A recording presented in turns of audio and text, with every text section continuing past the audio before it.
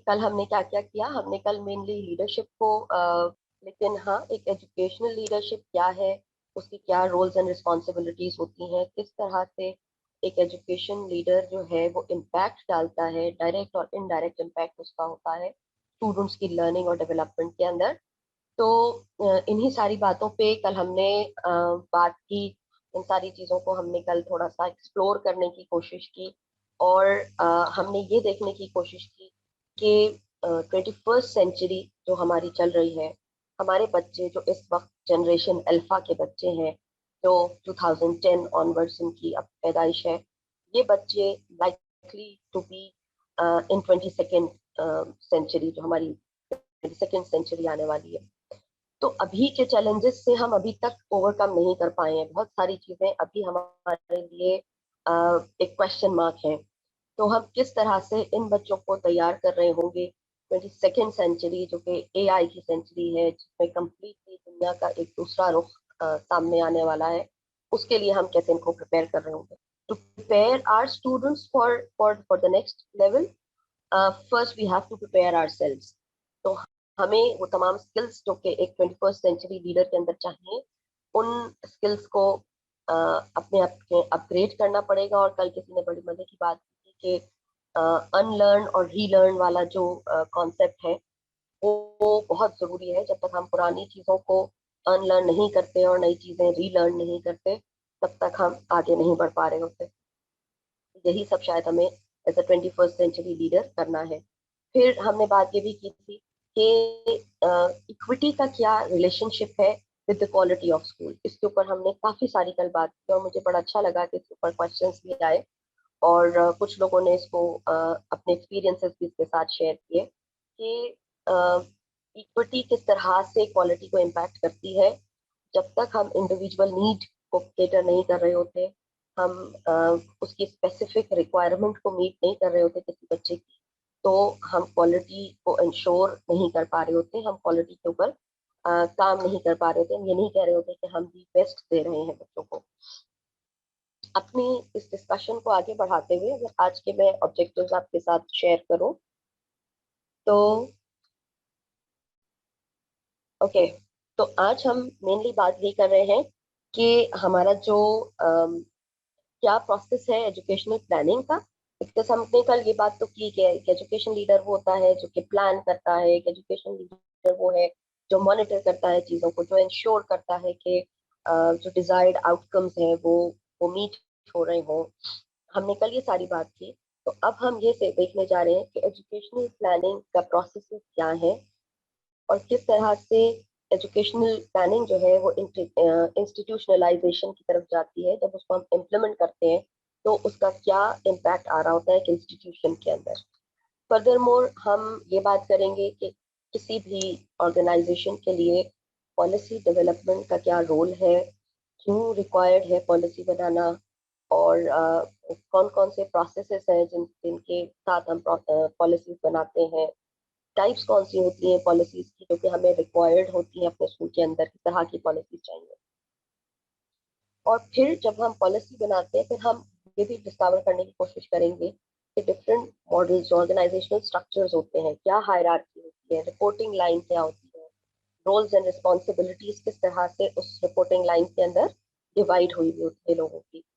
इसके ऊपर भी बात करेंगे और हम एक academic and operational monitoring framework के ऊपर बात करेंगे कि किस तरह से एक फ्रेमवर्क डिजाइन होता है और कैसे हम इंश्योर करते हैं कि कोई भी प्रोग्राम जो हमने अपने स्कूल में हमने एनविजन किया है, कोई भी प्रोग्राम जो हमने अपने स्कूल के लिए प्लान किया है, आया कि वो सही डायरेक्शन में रन हो रहा है या उसके अंदर प्रोग्रेस आ रही है।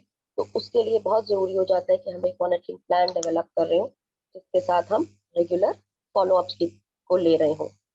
वरना पूरे साल के बाद जब हम बैठकर देख रहे होंगे उसको असेस करने, तो पता चलेगा कि जी ये लूप होल्स थे जो हम कवर नहीं कर सके। आगे बढ़ते हैं। और प्लानिंग जो है वो सिर्फ इंडिविजुअल बेसिस पर नहीं होती। प्लानिंग जो है वो ऑर्गेनाइजेशन भी प्लान करते हैं, इंडिविजुअल भी प्लान करते हैं और तमाम लोग जो है वो प्लान कर रहे होते हैं। तो प्लानिंग इसलिए जरूरी है कि हम लोग अपनी चीज़ों को बेहतर तरीके से एग्जीक्यूट कर सकें, उनका जो इम्पैक्ट है उनको बेहतर तरीके से एग्जीक्यूट कर सकें, अपने उस इम्पैक्ट का एनालिसिस कर सकें। तो इसलिए बहुत ज़रूरी है कि हम चीज़ों को प्लान आउट करके जा रहे हैं। एजुकेशनल प्लानिंग की जब हम बात करते हैं तो उसके अंदर चीज़ें आती हैं, हमारे प्रोसेसेस, हमारे स्ट्रैटेजीज, हमारी policy, procedures, curriculum. There are number of things which we plan in education sector जब हम एजुकेशन की बात करते हैं, और वो सारी planning is definitely aligned with the set of goals, with the set of objectives which we have already decided. तो यहाँ अगर मैं ये सवाल करूँ कि as an educator, as a school leader, कौन कौन सी ऐसी चीजें हैं, अगर हम काउंट करना शुरू करें, नाम लेना शुरू करें, तो वो कौन कौन सी चीजें हैं जो हम प्लानिंग, जिसके लिए हम प्लान कर रहे होते हैं अपने स्कूल में। ऑपरेशनल मैटर्स भी हो सकते हैं, एकेडमिक मैटर्स भी हो सकते हैं। तो हम जरा नाम लेना शुरू करें कि कौन कौन सी चीजें प्लान करते हैं।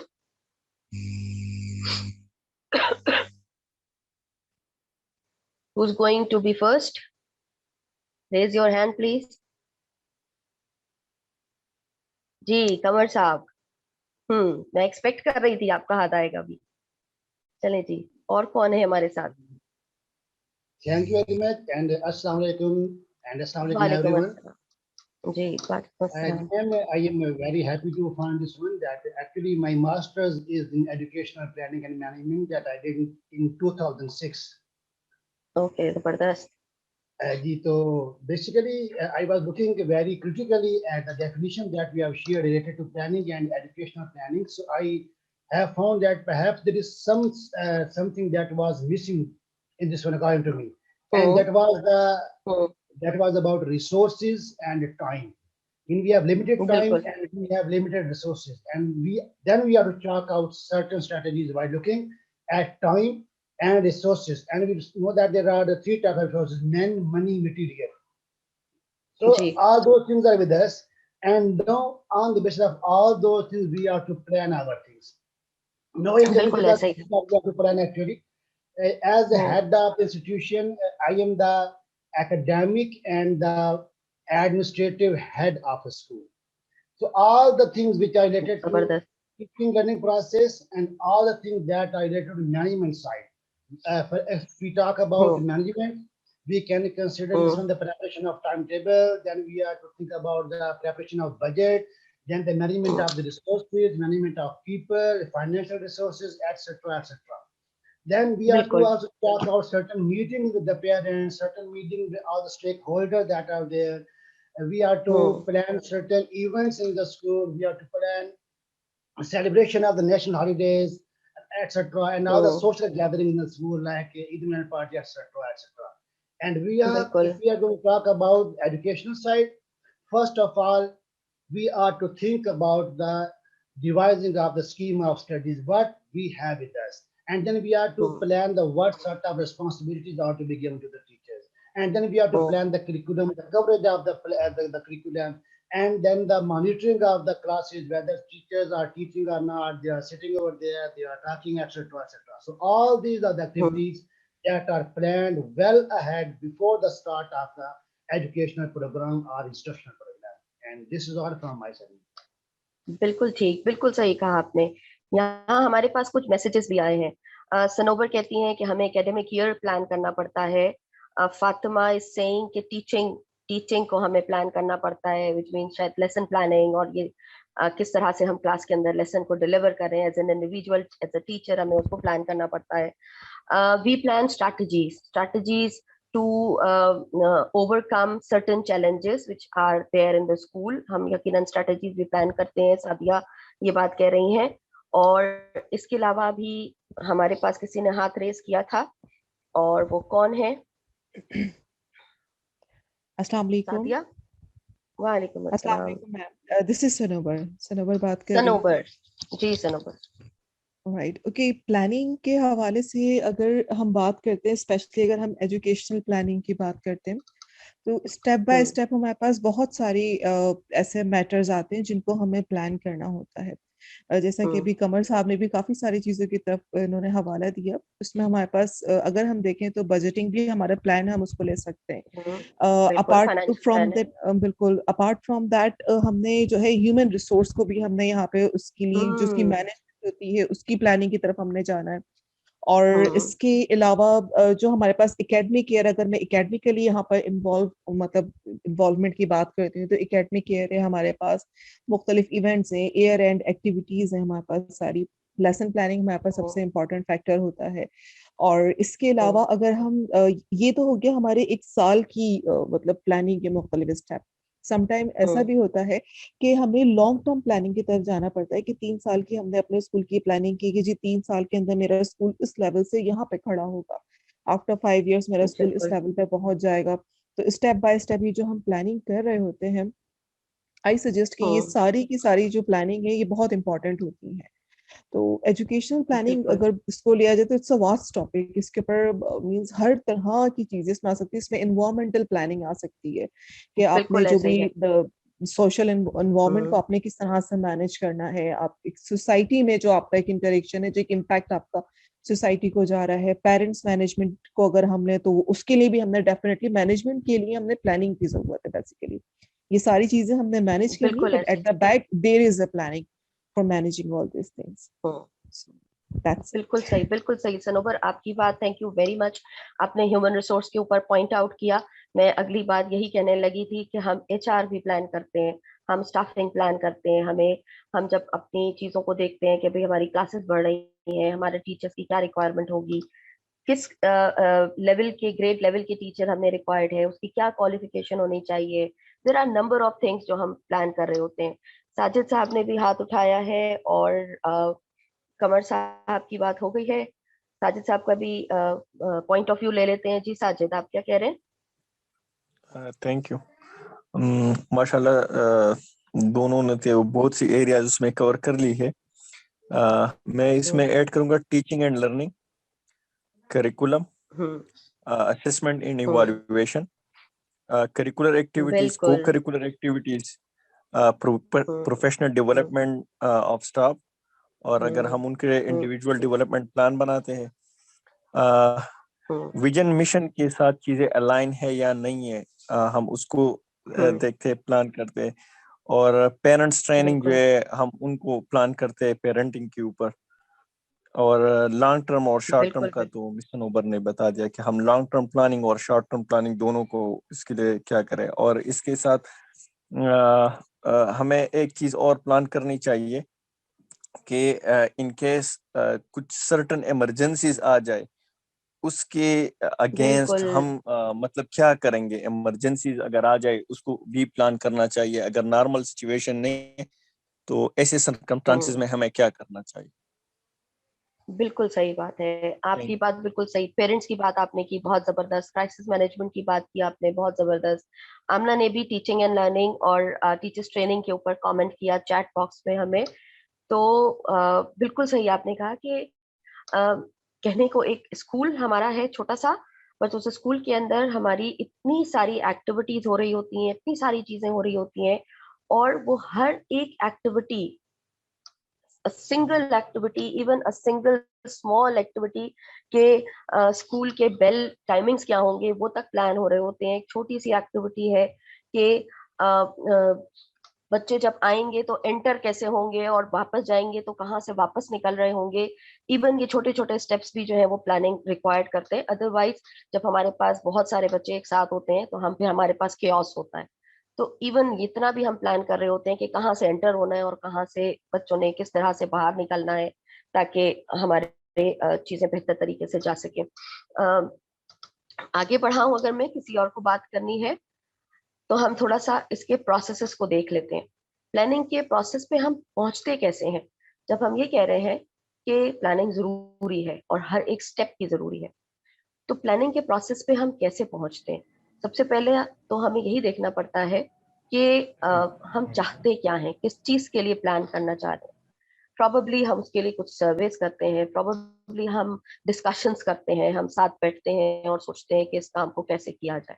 तो जो फर्स्ट स्टेप है एजुकेशनल प्लानिंग का, वो है डेलिब्रेशंस, डिस्कशंस और उससे रिलेटेड अगर हमें कोई सर्वेज रिक्वायर्ड है, उससे रिलेटेड हमें कुछ इंफॉर्मेशन बाहर से लानी है, तो इस सब को हम गैदर करना शुरू करते हैं।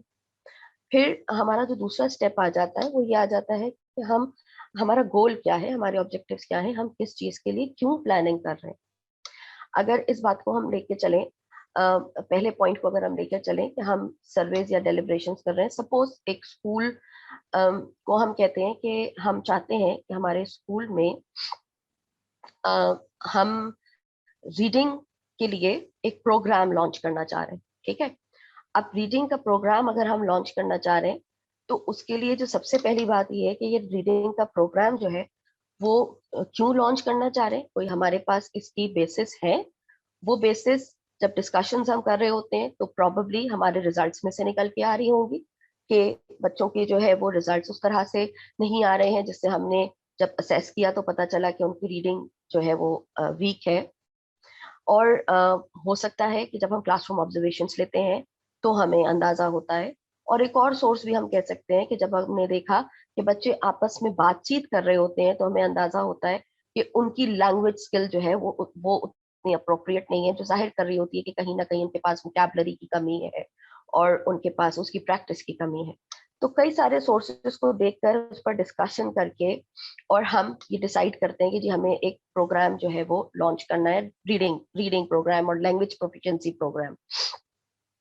अब जब हमने वो प्रोग्राम के ऑब्जेक्टिव्स बनाए, गोल्स बनाए कि इस प्रोग्राम को लॉन्च करके आखिर हम क्या हासिल करना चाह रहे हैं, फिर हम ये बात करते हैं प्रोग्राम डिजाइन और स्पेसिफिकेशन की कि किस तरह का वो प्रोग्राम होगा। वो ओपन प्रोग्राम होगा जिसके अंदर हम वीकली सेशंस कर रहे होंगे, बच्चों को कोई खास ट्रेनिंग दे रहे होंगे, या क्लासरूम के अंदर हमारी जो टीचिंग स्ट्रेटजी है उसी के अंदर कोई ऐसी चीज डिजाइन कर रहे हैं हम कि बच्चों की रीडिंग कैपेबिलिटीज जो है वो एनहांस होती रहे on the daily basis, regular basis.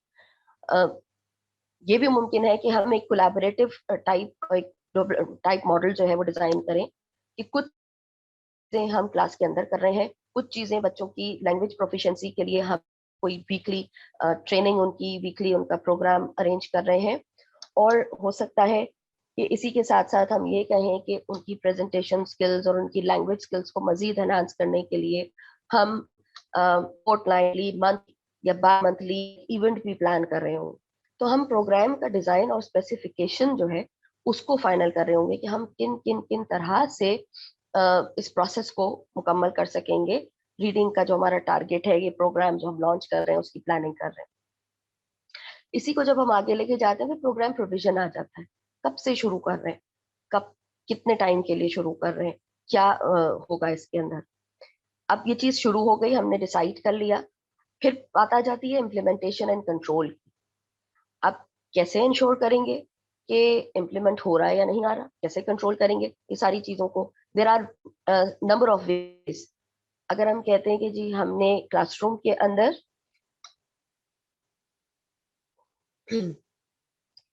तो अगर हम ये कह रहे हैं कि हमने क्लासरूम के अंदर एक प्रोग्राम रखा है, तो कि क्लास के अंदर रीडिंग की स्ट्रैटेजीज, डिफरेंट स्ट्रैटेजीज जो है वो डेली बेसिस पे लैंग्वेज की क्लास के अंदर अप्लाई हो रही होंगी, तो हमें उसकी इम्प्लीमेंटेशन को इंश्योर करने के लिए प्रॉबेबली जो लेसन प्लान्स हैं उनके ऊपर नजर दौड़ानी पड़ेगी कि क्या रेगुलरली वो काम हो रहा है या नहीं हो रहा। इसी के साथ साथ जब हम बात करते हैं कि हो सकता है हमने पैरेलल एक डिजाइन ये भी किया है, हमारे प्रोग्राम की एक स्पेसिफिकेशन ये भी है कि वीकली बेसिस पे बच्चों के लिए कोई लैंग्वेज सेशन अरेंज किया जाएगा।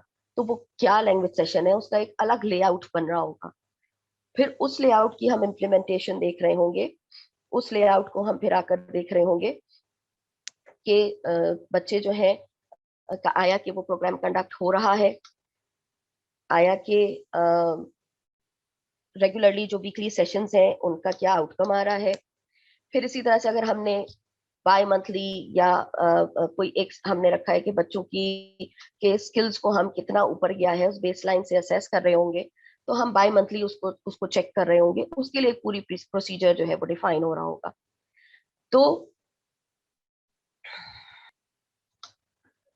ठीक, और फिर जब हम उसकी इम्प्लीमेंटेशन को इंश्योर कर लेंगे कि जी ये इम्प्लीमेंट हो रहा है, लेसन प्लान्स में चेक करके वीकली अगर कोई सेशन है तो उसका सेशन प्लान देखकर, अगर बाय मंथली कोई हमने एक्टिविटी रखी है तो उसका कंडक्शन हो रहा है, उसके लिए चीजें हो रही हैं, उसको देख के फिर हम आ जाते हैं उसके उस प्लान की इवैल्यूएशन पे, कि अब इवैल्यूएशन के लिए हमें एक रेगुलर इंटरवल पे प्रोग्रेस को असेस करना होता है। बेसलाइन किया, बेसलाइन के बाद हम आगे बढ़े और हमने देखा कि जी इंटरवेंशंस जो हम कर रहे हैं क्लासरूम की, तो हमने डिसाइड किया कि जी 1 महीना ये काम हो रहा है, साथ में 4 उनकी जो है वो महीने की 4 सेशंस उनके ट्रेनिंग सेशंस हो रहे होंगे। तो अब हम 2 महीने के बाद ये देखना चाहेंगे कि बच्चे कहाँ पहुंचे हैं।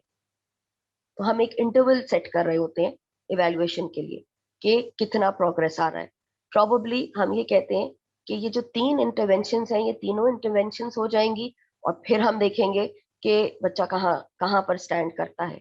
तो प्रोबेबली 3 महीने 4 महीने के बाद हम एक रेगुलर 4 महीने के गैप से बच्चों को देख रहे होंगे और उनकी प्रोग्रेस के बेसिस पे अपने इंटरवेंशंस को चेंज कर रहे होंगे। तो इस तरह से ये एक पूरा प्रोसेस चलता है। तो अगर एक प्रोग्राम हमने अपना रीडिंग का लिया है तो उसको इस तरह से चला सकते हैं। इसी तरह से कोई एडमिनिस्ट्रेटिव टास्क है हमारा, हो सकता है हमें हायरिंग करनी है, तो उसके लिए भी हमें पूरी पीछे इसी तरह से प्लानिंग करनी होगी, इसी तरह से उसकी स्ट्रैटेजीज बनेंगी। कब हमें जाकर एडवर्टाइजमेंट देना है, क्या क्या रिक्वायरमेंट्स हैं, किस तरह से शॉर्ट लिस्टिंग होगी, किस तरह से डेटा जमा होगा, कैसे इंटरव्यूज के लिए बुलाया जाएगा, कौन रिस्पॉन्सिबल होगा उन सारी चीजों के लिए। इस तरह से एक पूरा प्रोसेस चल रहा होता है, जिसके बाद हम प्लानिंग से स्टार्ट करके इवैल्यूएशन पर आते हैं और इवैल्यूएशन के नतीजे में हमारी जो रिक्वायरमेंट होती है उससे हम रीजेनरेट कर रहे होते हैं। आगे जाए अगर हम इसके अंदर,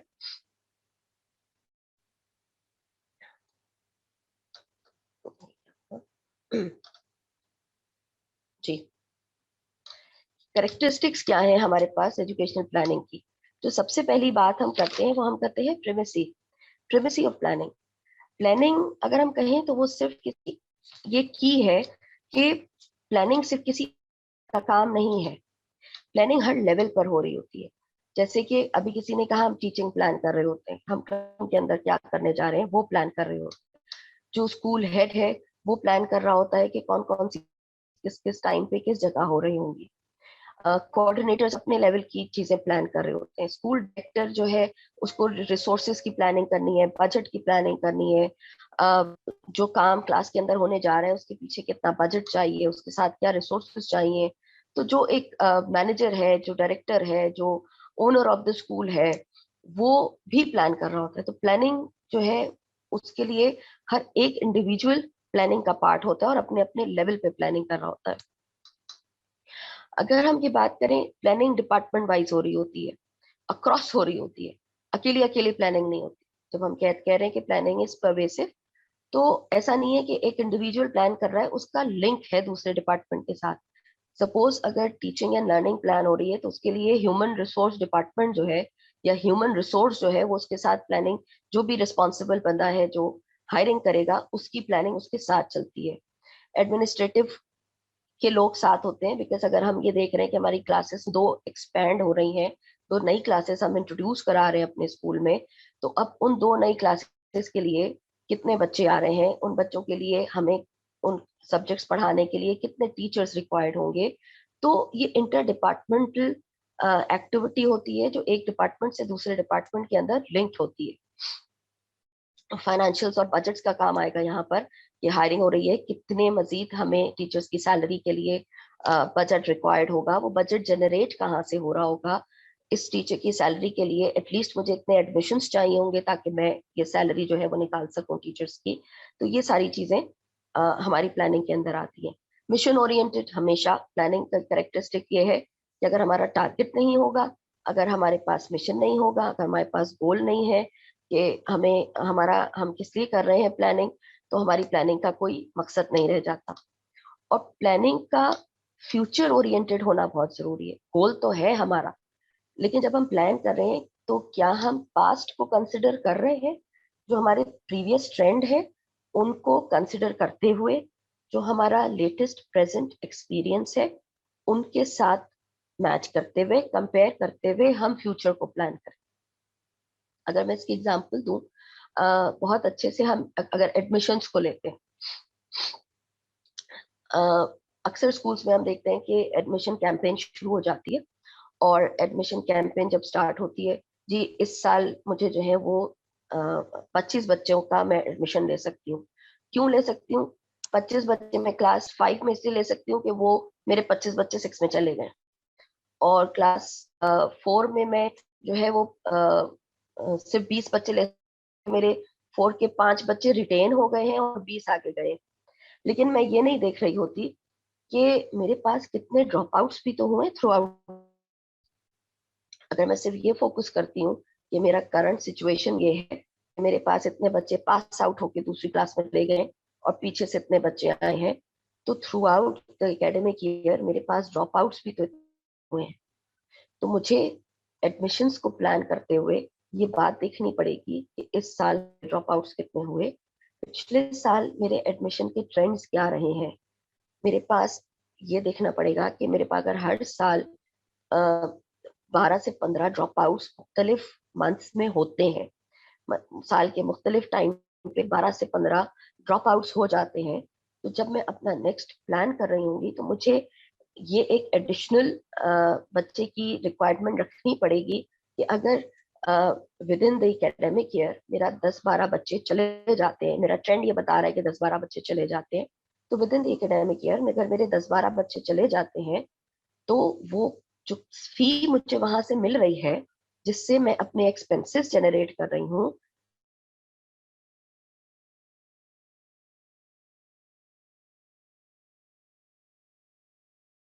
करती हूँ कि सिर्फ 25 बच्चे चाहिए और एडिशनल मैं उन 10-12 का मार्जिन नहीं रखती, तो मैं तो फिर 10-12 का जो हमारा एक्सपेंस है उससे पीछे हो जाऊंगी। तो फ्यूचर ओरिएंटेड हमारी प्लानिंग जरूर होनी चाहिए, जिसके अंदर हम ट्रेंड्स और जो हमारा करंट सिचुएशन है उसको देखते हुए फ्यूचर को प्रिडिक्ट कर रही हूँ और फ्यूचर को प्लान कर रही हूँ। मैं चाहूंगी यहाँ पर अगर किसी को कोई सवाल है तो बोले, वरना मैं आगे बढ़ूं।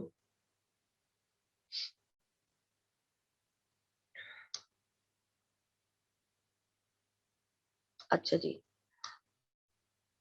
होती क्यों है हमें एजुकेशनल प्लानिंग जो है उसका यूज क्या है? सबसे बड़ी बात, जैसे कि कमर साहब ने बिल्कुल स्टार्टिंग में कही थी, रिसोर्स की मैनेजमेंट करनी है, हमें बजट्स प्लान करने हैं, डिस्ट्रीब्यूशन ऑफ रिसोर्सेज को इंश्योर करना है। तो जब हम एजुकेशनल प्लानिंग करते हैं तो हम प्रॉपर डिस्ट्रीब्यूशन कर पा रहे होते हैं, हमारे ऑब्जेक्टिव्स और स्ट्रैटेजीज जब अलाइन होती हैं तो उसी के हिसाब से हम डिस्ट्रीब्यूशन कर पाते हैं रिसोर्सेज की। रिसोर्सेज में चाहे वो ह्यूमन रिसोर्स हो, चाहे वो फाइनेंशियल रिसोर्स हो, और चाहे वो मटेरियल रिसोर्स हो जो कि क्लासरूम के अंदर रिक्वायर्ड है।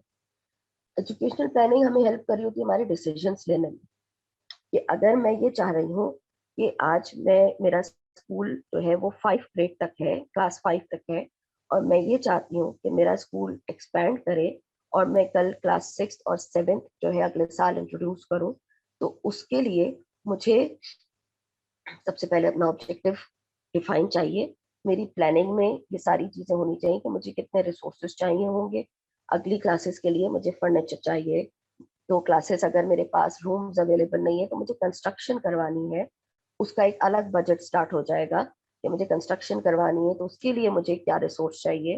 कंस्ट्रक्शन हो गई, मेरी क्लासेस बन गई, तो अब मुझे एडमिशन कितना चाहिए, कितने टीचर्स मुझे चाहिए, तो ये सारे रिसोर्सेज की डिस्ट्रीब्यूशन के लिए हमें प्लानिंग काम आ रही होती है, और फिर हम डिसाइड कर रहे होते हैं कि आए हम इसके ऊपर किस तरह से जा रहे होंगे।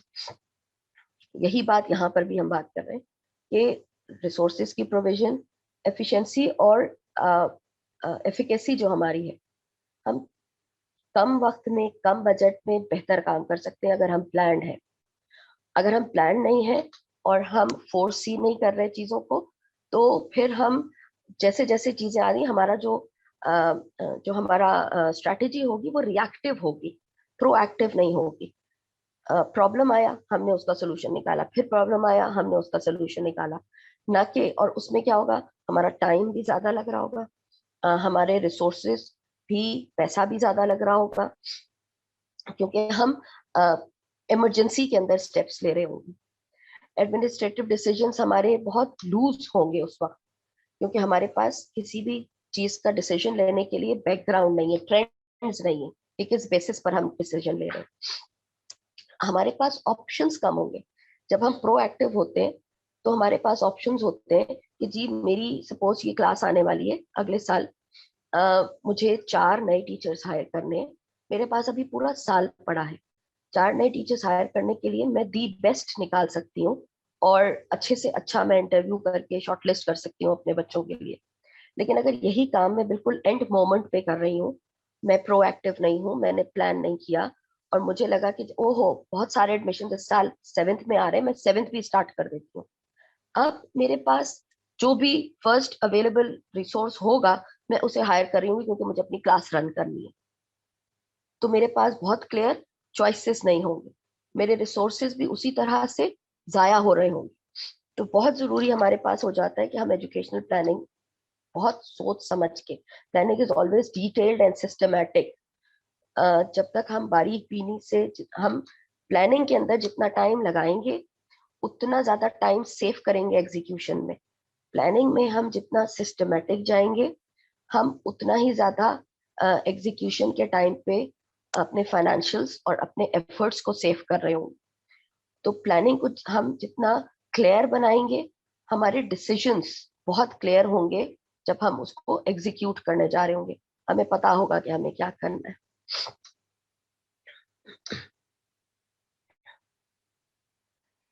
ओके, एजुकेशनल प्लानिंग के कंपोनेंट्स कौन कौन से होते हैं?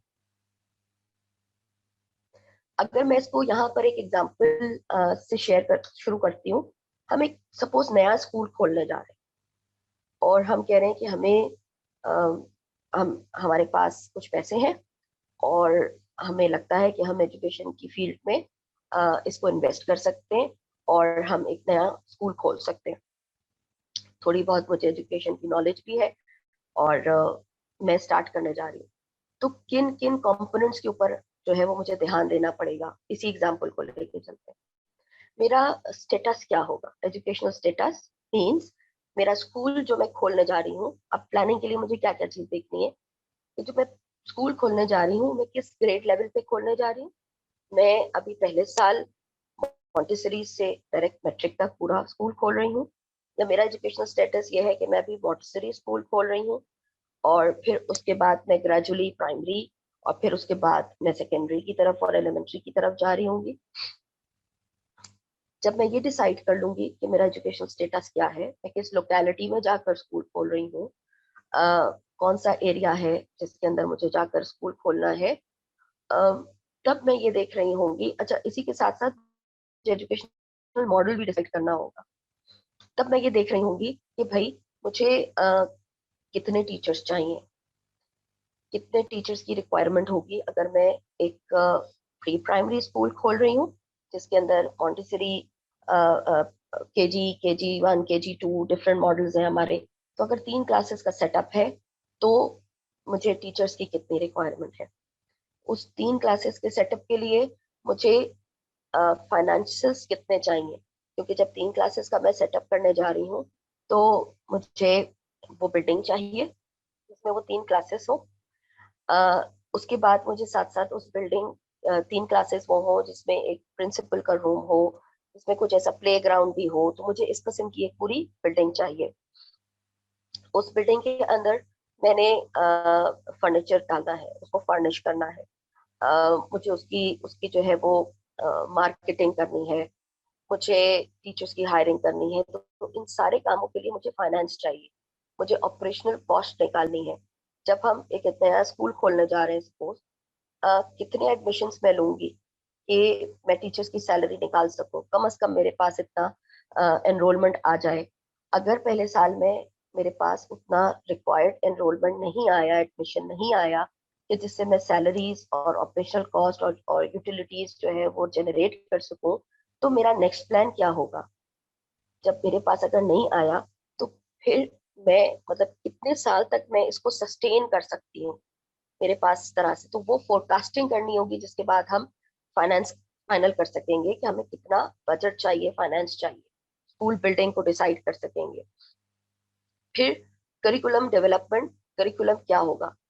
जब हमने ऊपर बात की कि हमारा एजुकेशनल स्टेटस, अब के वक्त हमें एजुकेशनल मॉडल भी देखना होगा कि आया कि मैं एक मैट्रिक स्कूल स्टार्ट कर रही हूँ, मैं कैम्ब्रिज सिस्टम की तरफ जा रही हूँ, मैं चाहती हूँ तो फिर मुझे उसी के हिसाब से करिकुलम चाहिए, उसी के हिसाब से मुझे टेक्स्ट बुक्स डिसाइड करनी है, उसी के ऊपर बेस करके मेरी टीचर्स की हायरिंग भी हो रही हो, क्योंकि मुझे उस लेवल का टीचर चाहिए जो कि उस मॉडल को फिट इन कर सके, उस मॉडल के अंदर फिट इन हो और मेरे बच्चों को तैयार कर सके एग्जामिनेशन के लिए। तो करिकुलम डेवलपमेंट वाले पार्ट में भी फिर हम प्लानिंग इसी तरह से कर रहे होते हैं। ये चीजें एक दूसरे के साथ इंटरलिंक्ड है। जब हम करिकुलम की बात कर लेते हैं, जब हम ये डिसाइड कर लेते हैं कि किस तरह का मॉडल है हमारा, किस किस्म का करिकुलम है, उसी से लिंक करके हमारा एजुकेशनल मटेरियल है। सपोज हम ये कह रहे हैं कि हम एक प्रोजेक्ट बेस्ड स्कूल बनाने जा रहे हैं, हमारा विजन है एक प्रोजेक्ट बेस्ड लर्निंग और पूरा एक स्टेम स्कूल बनाने जा रहे हैं। आजकल स्टेम स्कूल्स की बहुत डिमांड हो गई है। अब अगर हम एक स्टेम स्कूल बनाने जा रहे हैं, हमारा करिकुलम स्टेम के मुताबिक होगा, हमारा जो स्कीम ऑफ वर्क होगा, जो स्कीम ऑफ स्टडीज होगा, वो उसके मुताबिक होगा।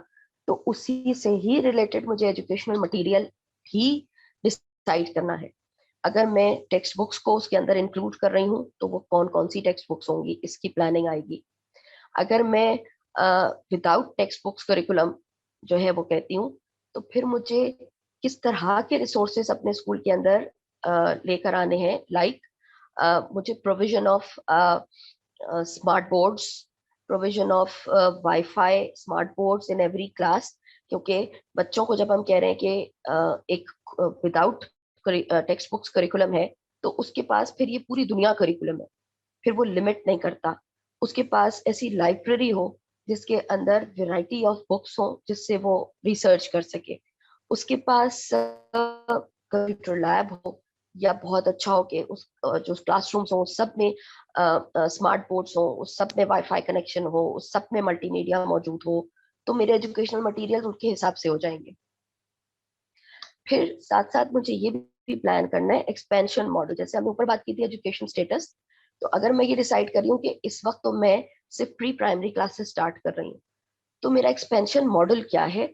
आगे मुझे अगर अगले 2 साल तक सिर्फ प्री प्राइमरी चलाऊंगी और 2 साल के बाद तीसरे साल मैं ग्रेजुअली एक एक करके क्लास को ऐड करूंगी। सपोज मैं इस मॉडल के साथ जा रही हूँ, तो जब एक एक क्लास को ऐड करके मैं क्लास 5 तक पहुंचूंगी, तो क्या मेरे पास स्कूल बिल्डिंग ऐसी है जिसके अंदर मैं इस वक्त बेशक रूम्स नहीं है लेकिन मैं उसको एक्सपेंड कर सकूं और रूम्स बना सकूं? तो ये भी मैं उसी वक्त डिसाइड कर रही होंगी जब मैं वो स्कूल खोलने जाने की बात कर रही हूँ। ये भी मुझे उसी वक्त देखना पड़ेगा कि मैं अपने स्कूल को एनविजन क्या कर रही हूँ, कहाँ पहुंचाना चाहती हूँ। अगर मेरा विजन सिर्फ इतना है कि मुझे बनाना ही नहीं, मैं सिर्फ मॉन्टेसरी स्कूल खोल रही हूँ, तो मैं उस हिसाब से प्लानिंग करूंगी।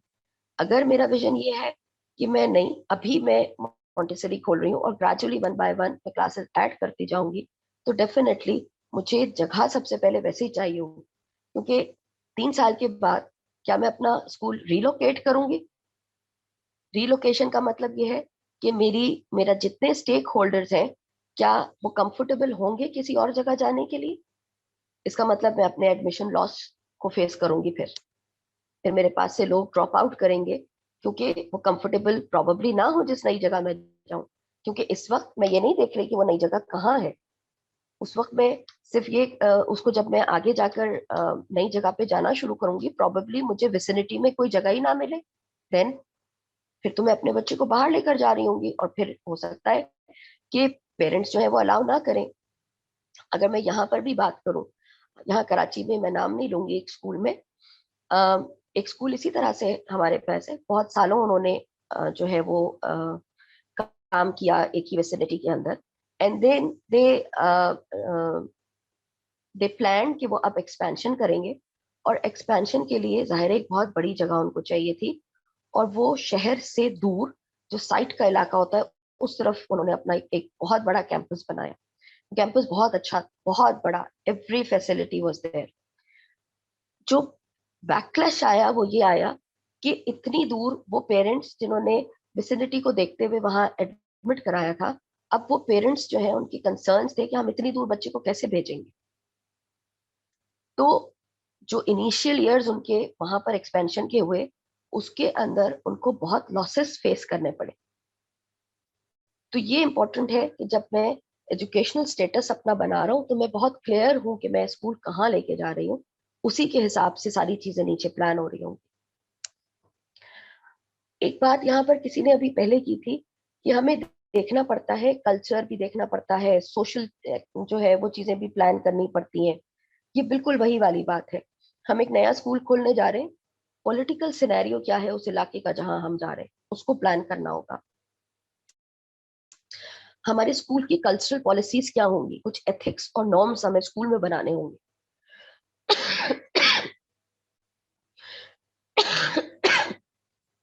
इसी तरह से किस तरह से हम डिफरेंट कॉन्सेप्ट्स की इंटीग्रेशन को इंश्योर करेंगे अपने स्कूल के अंदर। जब हम स्कूल को एक्सपैंड कर रहे हैं या हम स्कूल को स्टार्ट कर रहे हैं, तो लीगल बेसिस क्या है, लीगल रिक्वायरमेंट्स क्या क्या पूरी होंगी। इस वक्त मुझे रजिस्ट्रेशन शायद फौरन नहीं चाहिए, लेकिन अगर इन द लॉन्ग रन मैं स्कूल को एंटर कर रही हूँ तो मुझे रजिस्ट्रेशन चाहिए। उस रजिस्ट्रेशन की रिक्वायरमेंट है कि मुझे एक सर्टेन एरिया के अंदर स्कूल होना चाहिए। सर्टेन एरिया का स्कूल, अगर इतना बड़ा स्कूल नहीं है तो रजिस्ट्रेशन के प्रोसेस में, रिक्वायरमेंट में, प्रोसेस में मुश्किल आएगी। मेरे पास टीचर्स इस क्वालिफिकेशन के होने चाहिए, अदरवाइज मैं रजिस्ट्रेशन के टाइम पर मुझे जब टीचर्स के डिटेल्स देनी पड़ेंगी तो मेरे पास वो टीचर्स रिक्वायर्ड नहीं होंगे। तो लीगल जो एलिमेंट्स है हमें वो भी प्लानिंग के टाइम पर देखने पड़ते हैं।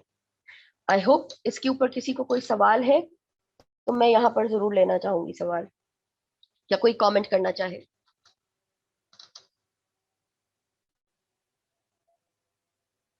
जी, उस्मान उस्मान राना कुछ कहना चाह रहे हैं। जी उस्मान। जी थैंक यू मैम। अच्छा मैम, आपने ये सारे जो कंपोनेंट्स हैं बड़े अच्छे तरीके से डिफाइन कर दी हैं, लेकिन उसमें मैं कुछ ऐड ऑन करना चाहूँगा। यदि मैं जी जरूर प्लीज। उसमें ये है कि हमें सबसे पहले जब ये कंपोनेंट प्लान करने की ज़रूरत पड़ती है तो उसमें हमें जो लोकेलिटी है और अपने स्कूल की जो स्टैटिस्टिक है उसको मद्देनज़र रखना चाहिए। मैंने ये देखा है, मैंने कुछ स्कूल कंसल्ट किए तो उन्होंने बगैर सोचे समझे विदाउट प्लानिंग अगर उन्हें ज़रूरत थी 100 चेयर्स की तो वो 400 चेयर्स ले आए। अगर उन्हें ज़रूरत थी 6 वाइट बोर्ड की तो 15 वाइट बोर्ड ले आए। और जिस इलाके में उन्होंने स्कूल खोला था अपने, उन्होंने बड़े ही अच्छे मिशन और विजन के साथ स्कूल खोला, लेकिन वहाँ की पेइंग कैपेसिटी, वहाँ के सोशल इकोनॉमिक जो फैक्टर उसके सामने आड़े आया और वो उनको पेइंग कैपेसिटी ना होने की वजह से उन्हें जो है वो स्कूल बंद करना पड़ा। तो दैट्स वाई हमें बिल्कुल इलाकाई स्टैटिस्टिक को मद्देनज़र रखनी चाहिए। सबसे पहले जिस एरिया में हम स्कूल खोल रहे हैं उसके कम से कम 1 किलोमीटर या 2 किलोमीटर, ज़्यादा से ज़्यादा आप इसको सर्कल करें तो 5 किलोमीटर के सर्कल में जो है ना हमें एक छोटा सा रिसर्च वर्क करने की जरूरत पड़ेगी, जिसमें हमें ये गौर करना और ये देखना चाहिए कि आया कि यहाँ के लोगों का ज़रिया मुआश क्या है, यहाँ के पेरेंट्स की बिल्कुल साइकी क्या है, यहाँ के पेरेंट्स बिल्कुल किस लेवल के हैं, लिटरेट हैं इलिटरेट हैं, और यहाँ की पेइंग कैपेसिटी क्या है। तो इस चीज़ को मद्देनज़र रखते हुए अपना बिल्कुल हमें ठीक। जो करिकुलम भी डिफाइन करना पड़ेगा, टेक्स्ट बुक डिफाइन करनी पड़ेगी, और फिर हमें उस लिहाज से फिर जो है ना हमें फीस इक्वल को जो है ना वो रखना पड़ेगा। दैट्स वाई बिल्कुल सही कामयाबी कह रहे के हैं। चांसेस पहले साल ही ब्रेक इवन पे, 6 माह में भी हम ब्रेक इवन पे आ सकते हैं, इस तरह की प्लानिंग करके। बिल्कुल सही अदरवाइज कह रहे हैं।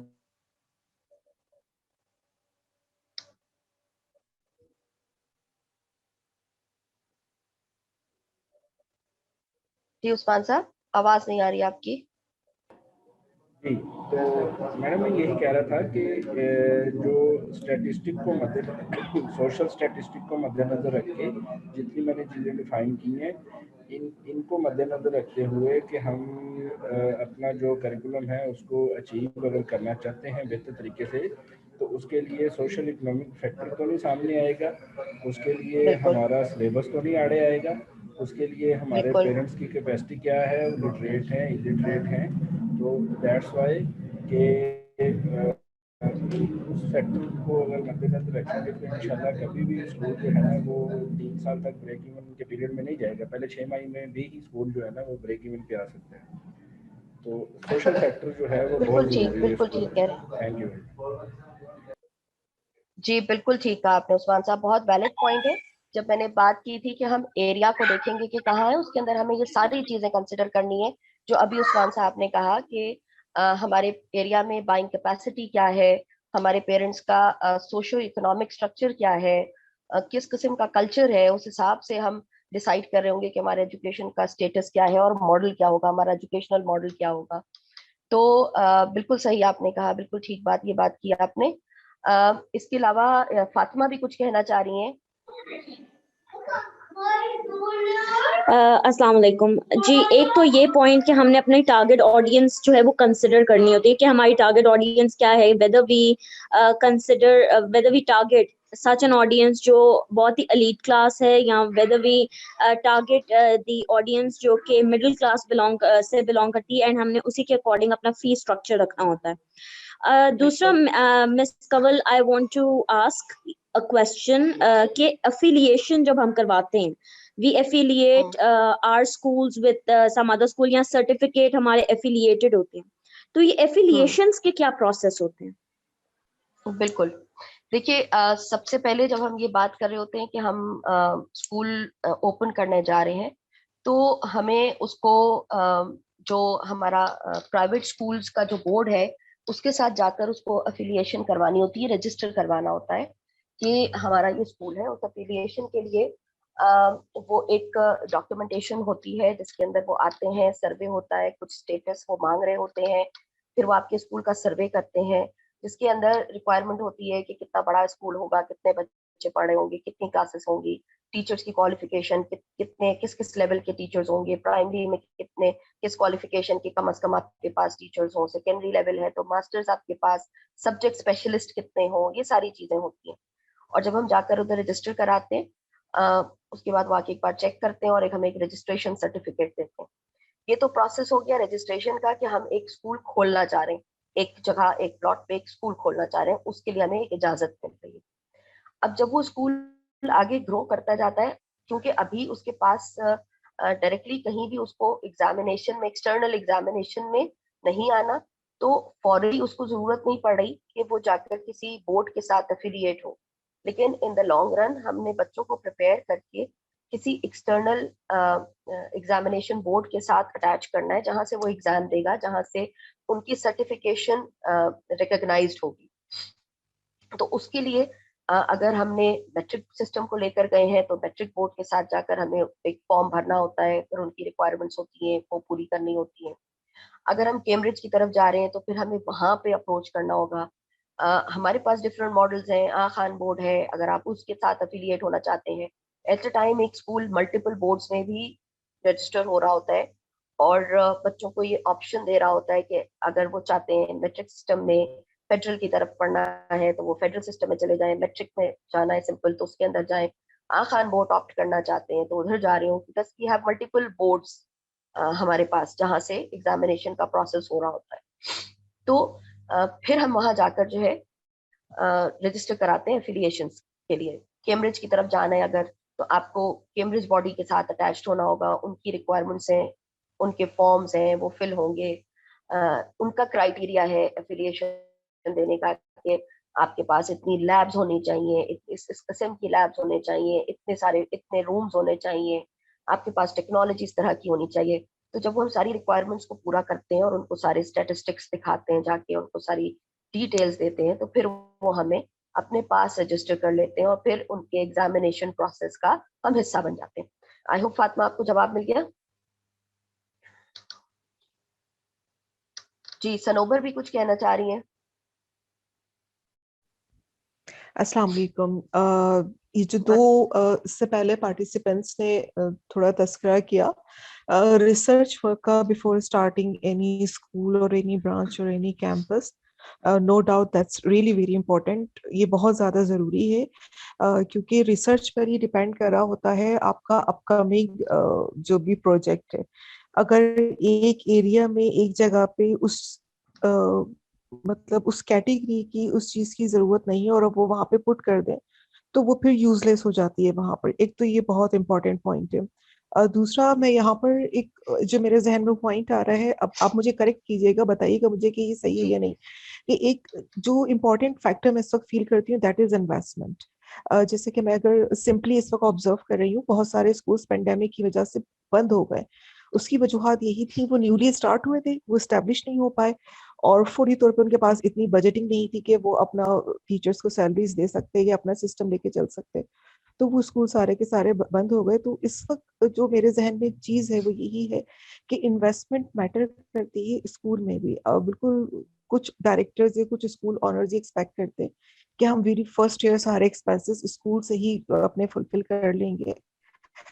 तो ऐसा हर बार पॉसिबल नहीं होता है। वो वहाँ पॉसिबल हो सकता है जहाँ पे बैकग्राउंड वर्किंग बहुत ज्यादा होती है, लेकिन अगर आप विदाउट बैकग्राउंड वर्किंग खड़े हो रहे हैं डायरेक्ट, तो definitely you need to put आपको इन्वेस्टमेंट करनी है। अच्छा, investment here not only in the budgeting, that's for your moral values as well. जैसे कि मैं एक सिंपल सी मिसाल दूं, टीचर्स हमारे पास अगर न्यूली हायर होती हैं, we need to train them. वो एकदम से हर बार आपको ट्रेंड टीचर्स नहीं मिलेंगी, और अगर मिलेंगी भी तो जरूरी नहीं वो उस सिस्टम के अकॉर्डिंग हो जिसको आप लेकर के चल रहे हो। क्योंकि स्कूल्स होते हैं लेकिन स्कूल के अंदर भी काफी सारी हर एक की अपनी स्ट्रैटेजीज होती हैं, हर एक अपने अपने तरीकेकार पे कुछ चीजों को लेकर चल रहे होते हैं।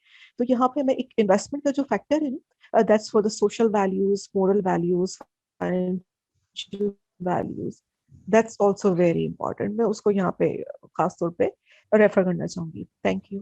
बिल्कुल बिल्कुल सही बात की आपने Sanobar. Investment not in terms of money, investment in terms of आपका time, investment in terms of your morals, investment in terms of your values. क्योंकि जो हम इन्वेस्ट कर रहे हैं वही हम जो बोएंगे वो काटेंगे। अगर हम अच्छे वैल्यूज के साथ एंटर हो रहे हैं, अगर हमारा मानना ये है, हमारा टारगेट, हमारा गोल ये है कि हम थ्रू दिस यूनिट जो हम यहाँ बनाने जा रहे हैं, हम अच्छे वैल्यूज इनकलकेट करेंगे। बेशक हमारा जो एंड जो हमारा ऑब्जेक्टिव है वो पैसा भी है, लेकिन उस पैसे के साथ साथ हम वैल्यूज को पीछे नहीं छोड़ेंगे। हम टीचर्स भी फिर उसी तरह से हायर कर रहे होंगे, हम बच्चों को शुरू दिन से उसी तरह ट्रेन कर रहे होंगे।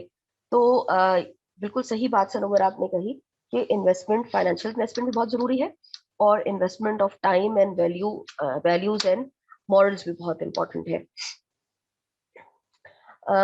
मेरे ख्याल से काफी हमने इसके ऊपर बात की और इसको समझने की कोशिश की कि कितना ये सारी चीजें एक दूसरे के साथ लिंक्ड है, और एक रॉन्ग डिसीजन हमारा सारी चीजों को के ऊपर जो है वो इफेक्ट डाल रहा होता है। अगर हमने सही से रिसर्च करके एक पहला कदम नहीं लिया तो हर कदम पे हम ठोकर खा रहे होंगे। अब इसको थोड़ा सा और आगे हम बढ़ाएं और हम आगे जाते हैं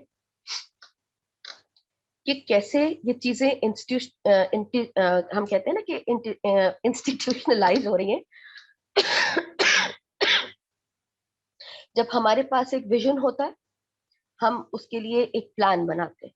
ठीक है, विजन है हमारा, उसके लिए हमने प्लान बनाया।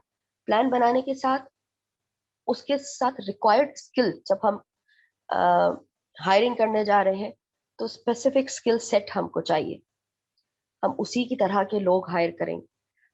फिर हमें रिसोर्सेस, जो हमारा विजन है उसी से अलाइंड रिसोर्सेस चाहिए। हमें मोटिवेटर्स चाहिए जो उस काम को, उस प्रोसेस को में अपना रोल प्ले करें और लोगों को मोटिवेट करते रहें। उसी के बाद जब हम फिडेलिटी ऑफ प्रोग्राम इम्प्लीमेंटेशन, हम कितने मुखलिस हैं उस काम के साथ, जो वैल्यूज की अभी बात हुई, जो मॉरल्स की अभी बात हुई, हम कितने मुखलिस हैं उस काम के साथ, और उस मुखलसी के साथ हम उसकी इम्प्लीमेंटेशन को कैसे सस्टेन कर रहे हैं, हम कैसे इंश्योर कर रहे हैं कि जो हमने एनविजन किया है, जो हमने प्लान किया है, जिसके लिए हमने एक रिसोर्सेस की को लेकर आए हैं, जिसके लिए हमने जो है वो एक स्किल सेट हायर किया है, उस सब को करते हुए जब हम एक सस्टेन इम्प्लीमेंटेशन को हासिल कर पाते हैं, तभी हम कहते हैं कि हमारी जो प्लानिंग है वो इंस्टीट्यूशनलाइज्ड हो गई है, यानी अब वो हमारे इंस्टीट्यूशन का एक हिस्सा बन गई। यहाँ मैं एक बड़े मजे की बात करूं, अगर ये सब चीजें ना हो रही हो, अगर हमारा विजन क्लियर ना हो, मेरा तो क्लियर है, मैंने ये स्कूल बनाया, ठीक, लेकिन वो विजन जो हमारी टीम है उस तक पहुंचा नहीं है, कम्युनिकेट नहीं हुआ है। तो विजन बन गया, बहुत अच्छा सा विजन स्टेटमेंट जो है वो हमने अपने स्कूल के अंदर लगा दिया, लेकिन वो कम्युनिकेट नहीं हुआ विद इन द टीम, वो कम्युनिकेट नहीं हुआ within the stakeholders, तो क्या होगा, क्या हो रहा होगा स्कूल के अंदर, कोई अंदाजा है? हर कोई अपनी अपनी कर रहा होगा, किसी को नहीं पता होगा उसे कहाँ जाना है, किसी को नहीं पता होगा उसे क्या करना है, तो रिजल्ट आएगा कंफ्यूजन। अगर एसआईपी नहीं है, कोई सेट टारगेट नहीं है, कोई एक सेट प्लान नहीं है, कोई एक डायरेक्शन नहीं है, तो क्या हो रहा होगा? कोई डायरेक्शन नहीं, कोई प्लान नहीं, जैसे हम एक ट्रेडमिल पे दौड़ रहे होते, विदाउट एनी डायरेक्शन, सिर्फ दौड़ रहे होते। तो अगर हमने प्रॉपरली प्लान, एक इम्प्रूवमेंट प्लान नहीं बनाया, प्रॉपर प्लानिंग नहीं की, तो हम बिल्कुल एक ट्रेडमिल की तरह दौड़े चले जा रहे हैं, दौड़े चले जा रहे हैं एक ही तरफ, और हमारे पास कोई मंजिल नहीं है।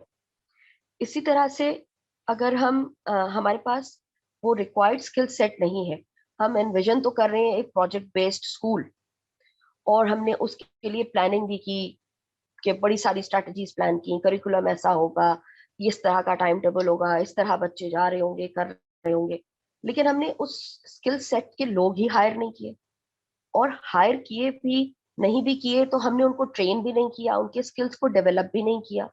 या तो हम स्किल सेट के लोग हायर करें, और अगर नहीं है तो हम उनको ट्रेन करें, और इवन अगर एक स्पेसिफिक स्किल सेट के लोग हायर भी करते हैं, तो भी अपने विजन से अलाइन करने के लिए उनकी ट्रेनिंग जरूरी है। तो अगर वो नहीं है तो क्या होगा? एंजाइटी, हर कोई परेशान। अच्छा, वो सारा कुछ कर दिया, बड़े स्किल्ड लोग हैं हमारे पास, बहुत अच्छे हैं, जो कि क्रीम हमने उठा कर लेकर आए हैं, अपने विजन के साथ मैच करके मार्केट से हाईएस्ट सैलरीज पे क्रीम लेकर हम लेकर आ गए अपने पास। अब हम उनको रिसोर्सेस नहीं दे रहे, वो लोग काम कर पाएंगे? फ्रस्ट्रेशन, छोड़ छोड़ के लोग जा रहे होंगे हमारे पास से, वो फ्रस्ट्रेटेड होंगे, उनको काम करने का एनवायरनमेंट ही नहीं मिल रहा, उनको काम करने का मौका ही नहीं मिल रहा, उनके पास रिसोर्सेस ही नहीं है जिनको वो यूज कर सकें काम करने के लिए। फिर अगर इसी सब के बीच में ये हमने शुरू किया, हमारे पास मोटिवेटर्स नहीं है। सपोज हमारा एक प्लान है और हम चाहते हैं कि ये काम हो, और उस प्लान में थोड़ा सा हम ट्विस्ट चाहते हैं। प्लान तो किया था हमने प्रोजेक्ट बेस्ड लर्निंग, मगर हमें लगता है कि अब हम चाहते हैं कि इस प्रोजेक्ट बेस्ड लर्निंग के अंदर हम आईसीटी इंटीग्रेशन जो है उसको एक इंटेग्रल पार्ट बना दें। अगर हम सही से कम्युनिकेट नहीं कर पा रहे होंगे, अगर हम उसको हमारे पास ऐसे मोटिवेटर्स नहीं होंगे, तो सामने से क्या आएगा? रेजिस्टेंस, क्योंकि चेंज आसानी से एक्सेप्ट नहीं होता। अगर हम एक चीज से दूसरी तरफ शिफ्ट चाह रहे हैं, या हम थोड़ी सी अमेंडमेंट चाह रहे हैं, और हम उसको सही से मोटिवेट नहीं कर पा रहे, लोगों को अपना ऑब्जेक्टिव नहीं बता पा रहे, रीजन नहीं बता पा रहे कि हम क्यों ये करना चाह रहे हैं, तो सामने से आती है फिर रेजिस्टेंस। और अगर रेजिस्टेंस आएगी तो डेफिनेटली हमारा जो विजन है, हमारा जो ऑब्जेक्टिव है, वो अचीव नहीं हो पा रहा हो। हमने ये सारा कुछ हासिल कर लिया, अब मुखलिस लोग ही नहीं है, हम खुद मुखलिस नहीं है, मुखलिस लोग ही नहीं है उसके अंदर। प्रोग्राम इम्प्लीमेंट हो रहा है, जिसका दिल चाह रहा है वो कर रहा है, जिसका नहीं दिल चाह रहा वो नहीं कर रहा, कोई भी उसकी तरफ, उस डायरेक्शन की तरफ मुखलिस नहीं है, फिर कुछ नहीं हो पाएगा। जब वो नहीं है तो हमारे जो आउटकम्स है वो लिमिटेड है। हमने तो सोचा था कि एक बहुत ही ऐसे बच्चे हमारे निकल रहे होंगे जो प्रॉब्लम सॉल्विंग कर सकें, जो डिसीजन मेकिंग लीडरशिप रोल के साथ हमारे बच्चे निकले, और हमारा हर बच्चा अपने आप में एक लीडर हो, ये हमारा विजन है। पता चला हमारी जो इनपुट्स हैं, जो हमारे काम है, वो उस बच्चों को उस डायरेक्शन पे लेकर ही नहीं जा रहे, हमारी इम्प्लीमेंटेशन इतनी स्ट्रांग ही नहीं है, तो हमारे आउटकम्स भी लिमिटेड हो जाएंगे, हमें अपने रिजल्ट्स मिलेंगे ही नहीं। और फिर इसी तरह से अगर हमारी इम्प्लीमेंटेशन सस्टेन नहीं है, उसी ऊपर से लिंक करूंगी मैं कि कोई कर रहा है, कोई नहीं कर रहा। एक काम 10 दिन के लिए होता है, उसके बाद हम भूल जाते हैं, फिर कोई याद कराता है और फिर हम 2 महीने उसके ऊपर काम करते हैं और फिर हम भूल जाते हैं। तो अगर सस्टेन्ड इम्प्लीमेंटेशन नहीं है तो डिस्ट्रस्ट है, नेगेटिविटी है, डाउट है, और ये सारी चीजें जो है वो एक इंस्टीट्यूशन को कमजोर कर देती। अगर ये सारी चीजें मिलके चल रही हैं तो एक इंस्टीट्यूशन स्ट्रांग होगा, ग्रो करेगा, प्रोडक्टिव होगा। और अगर इसमें कहीं भी लूप होल होगा तो वो जो इंस्टीट्यूशन है वो डाउनवर्ड उसकी उसकी जो है वो ग्रोथ शुरू हो जाएगी, डाउनवर्ड ग्रोथ की तरफ चला जाएगा और अल्टीमेटली वही होगा कि वो क्रैश कर जाएगा। अब जो अगली चीज हम यहाँ पर देखना चाह रहे हैं कि ये तो हमने सारी बातें की हैं कि पॉलिसी ये हमने बातें की हैं कि जी प्लानिंग बहुत जरूरी है और प्लानिंग होनी चाहिए, प्लानिंग क्यों होनी चाहिए। अब अगर हम देखें कि पॉलिसी डेवलपमेंट का क्या रोल होता है एक एजुकेशन के इंस्टीट्यूट में। पॉलिसी वो एक स्टेटमेंट है जो कि हम दे रहे होते हैं, हम किस लिए ये काम कर रहे हैं, वो एक स्टेटमेंट है। और उस स्टेटमेंट के अगेंस्ट हम अपने गोल्स प्लान कर रहे होते हैं, हम अपनी एक्टिविटीज प्लान कर रहे होते हैं। तो पॉलिसी जो है उसके साथ हमारे गोल्स आएंगे, हमारी एक्टिविटीज आ रही होंगी, हम टारगेट सेट करेंगे, हम प्रोग्राम बना रहे होंगे, हम प्लान कर रहे होंगे। तो पॉलिसी जो है वो मल्टीपल प्लान्स बनते हैं। एक प्लान भी हो सकता है, उसमें मल्टीपल प्लान्स हो सकते हैं और मल्टीपल गोल्स हो सकते हैं जिनको अचीव करने के लिए हम पॉलिसी बना रहे हैं। जब हम वो पॉलिसी बनाते हैं तो उन जो स्पेसिफिक ऑब्जेक्टिव्स हैं जो भी किसी प्रोग्राम का हिस्सा है, हम उनके ऊपर काम करते हैं और स्पेसिफिक एक्शंस उसके साथ बना रहे होते हैं। जैसे कि अगर हम इस तरह से कहें कि हम एक पॉलिसी स्टेटमेंट है हमारा, जैसे मैंने एग्जांपल भी यहाँ दिया है कि क्वालिटी एजुकेशन फॉर ऑल, ये हमारी पॉलिसी है कि हम हर बच्चे को एक क्वालिटी एजुकेशन की तरफ लेकर आ रहे हैं। अब जब हमारे स्कूल में हर बच्चे को बात कर रहे हैं क्वालिटी एजुकेशन की, तो उसके ऊपर बहुत सारी पॉलिसीज बनेगी। हम ड्रॉप आउट्स की भी पॉलिसी बनेगी, एडमिशन्स की भी पॉलिसी बनेगी, ट्रेनिंग की भी पॉलिसी बनेगी। इसके साथ ये भी पॉलिसी बन रही होगी कि हमारी टीचिंग एंड लर्निंग किस तरह से जारी होगी, उसके क्या प्रोसीजर्स होंगे। हमारी असेसमेंट की भी पॉलिसी बन रही होगी कि असेसमेंट किस तरह से हो रहे होंगे। जब वो पॉलिसी हम बना रहे होंगे तो वो पॉलिसी के अंडर कोई ना कोई प्रोग्राम रन हो रहा होगा। अगर हम ये कह रहे हैं कि हमारे बच्चे एजुकेशन फॉर ऑल, कि हम बगैर तफरीक के अपने स्कूल में बच्चों को लेना है, तो एक प्रोग्राम रन हो रहा होगा कि जिसके अंदर जब एडमिशन हो रहे होंगे तो वहां पर हमने कुछ क्राइटेरिया सेट किया हुआ होगा कि ऐसा नहीं है कि हम सिर्फ उन्हीं बच्चों को ले रहे हो कि जो अफोर्ड कर सकते हैं।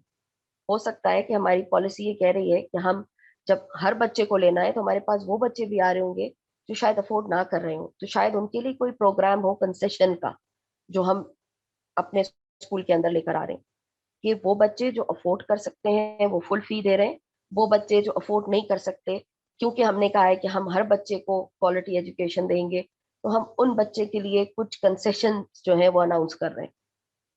तो ये एक प्रोग्राम उसी के अंदर आ गया। और फिर उस प्रोग्राम को जब हम इम्प्लीमेंट कर रहे हैं तो डेफिनेटली एक और प्लान सामने आ जाएगा, एक्शन सामने आ जाएगा कि अगर हमने कहा कि हम कुछ बच्चों को कंसेशन के साथ लेके जा रहे हैं, तो इसका मतलब हम अपने एक्सपेंसेस में से कुछ कट शॉर्ट कर रहे हैं और अपनी लाइबिलिटी, मतलब हमारी लाइबिलिटी कुछ बढ़ा रहे हैं। तो जब हम अपनी लाइबिलिटी बढ़ा रहे हैं तो वो फीडर कहाँ से होगा, कहाँ से वो चीज पूरी हो रही होगी। क्योंकि अगर हम सिर्फ इस बात पे रिलाई कर रहे हैं कि फीस के ऊपर रिलाई कर रहे हैं अपनी यूटिलिटीज के लिए, अपने ऑपरेशनल कॉस्ट के लिए, तो और जब हम फीस में कंसेशंस दे रहे हैं, तो अगर 2 बच्चे हमने ऐसे लिए हैं जो हाफ फीस के हैं, तो जो उनकी फीस का गैप है वो हम कहाँ से पूरा कर रहे होंगे। ये एक पूरा प्रोग्राम डिजाइन बनाएगा, ये एक पूरी पॉलिसी जो है वो डिजाइन होती है। तो हर एक एक स्टेप की पॉलिसी, हर एक एक प्रोग्राम की पॉलिसी हम इसी तरह से स्कूल के अंदर डेवलप कर रहे होते हैं, जो हमें हेल्प करती है अपने स्कूल के स्मूथ ऑपरेशंस पे और अपने विजन को अचीव करने में। यहाँ पर हम ये देखना चाहेंगे कि पॉलिसी मेकिंग का भी एक प्रोसेस है, ऐसे ही तो पॉलिसी बन नहीं जाती। तो जो हम पॉलिसी बनाने जा रहे हैं उसका बैकग्राउंड क्या है, क्या बैकग्राउंड है, क्यों हम चाह रहे हैं कि ये पॉलिसी बने। फिर उसके लिए एक कमेटी बना रहे हैं, फिर एक गोल सेटिंग कर रहे हैं, एक रैशनल जरूर है। अगर हम कह रहे हैं एजुकेशन फॉर ऑल, ये हमारा रैशनल है कि हम नहीं चाहते कि कोई बच्चा अगर अफोर्ड नहीं कर सकता तो वो ना आए। तो हो सकता है हम कहीं से, जब उसको फीडर हमें लेकर आना है, तो हम कहीं से ये प्लान कर रहे हो कि हमें कोई कोई ऐसी ऑर्गेनाइजेशन हो जो हमें फाइनेंशियल असिस्टेंस दे रही हो, जिससे हम बच्चे को, सारे बच्चों को एनरोल कर सकें। हो सकता है कुछ ऐसे बच्चे हों जो बिल्कुल अफोर्ड ना कर सकते हो, और हमारी पॉलिसी है एजुकेशन फॉर ऑल, तो हमें उन बच्चों के लिए शायद एक्सटर्नल कम्युनिकेशन करनी पड़े और लोगों से बातचीत करनी पड़े कि उन बच्चों को ये जो एक्सपेंस है वो कौन बेयर कर रहा होगा। तो इस तरह की हम जारी गोल सेटिंग है, रैशनल है, उसी के ऊपर फिर हम एक पॉलिसी ड्राफ्ट बनाते हैं, चीजों को वेरीफाई करते हैं कि क्या वो हमारे विजन के साथ, क्या वो हमारे रैशनल के साथ, क्या वो बैकग्राउंड जो हम लेकर बैठे हैं उसके साथ मैच करते हैं, और फिर पॉलिसी फाइनलाइजेशन होती है। कुछ मॉडल्स हैं हमारे पास जो कि पॉलिसी प्लानिंग और के फ्रेमवर्क्स हैं। दो मॉडल्स जो हम बात करेंगे, रैशनल प्लानिंग मॉडल और दूसरा मॉडल लॉजिकल इंक्रीमेंटल प्लानिंग। ये दो मॉडल्स, और उसके बाद जो अभी बात हो रही थी कि जी क्राइसिस मैनेजमेंट और कंटीजेंसी प्लान, ये भी हमारी मॉडल का, हमारे स्कूल के मॉडल का एक बहुत इंपॉर्टेंट हिस्सा है। हम पहले बात करते हैं rational planning model. Rational planning model जो है, जैसे कि नाम भी हमारा कह रहा है कि बहुत rational planning, step by step planning इसके अंदर हो रही होती है, सिस्टमेटिक प्लानिंग है, जिसमें सबसे पहला स्टेप हम ये कहते हैं कि प्रॉब्लम क्या है और अपॉर्चुनिटी क्या है, हम किस प्रॉब्लम को एड्रेस करना चाह रहे हैं। तो जब हम कोई भी पॉलिसी बनाते हैं तो हम उसके प्रॉब्लम की तरफ जाते हैं। फिर हम ये बात करते हैं कि ऑल्टरनेटिव सॉल्यूशंस क्या हैं। अगर सपोज इसको मैं इस तरह से लेके जाऊं कि हमने कहा कि हम अपना एक स्कूल जो है वो बना रहे हैं, और वो स्कूल बनाने के लिए जो स्कूल हमने स्टार्ट किया है, उस स्कूल के अंदर हमारा प्रॉब्लम ये है कि हमारे पास जो एडमिशन्स आ रहे हैं वो 50% एडमिशन्स ऐसे हैं जो कि अफोर्ड नहीं कर सकते। और क्योंकि हम पीछे पॉलिसी ये कह चुके हैं कि हम एजुकेशन फॉर ऑल पर है, तो 50% जो है वो अफोर्ड नहीं कर सकते, ये मेरा प्रॉब्लम है और मैंने लेना है। अब मेरे पास सॉल्यूशंस क्या क्या हैं? या तो वो 50% मैं पूल इन कर रही हूँ अपनी जेब से, या मैं उस 50% को स्पॉन्सर करवा रही हूँ किसी और से, ठीक। या वो 50% मैं निकाल रही हूँ जो बच्चे फुल पेमेंट कर रहे हैं उनके पास से, थोड़ा थोड़ा करके मैं इसमें निकाल रही हूँ। अब मुझे ऑल्टरनेटिव सॉल्यूशंस को नजर में रखना है, फिर मुझे उन सॉल्यूशंस को कंपेयर करना है, कौन सा सॉल्यूशन ऐसा है जो मेरे लिए ज्यादा फीजिबल है।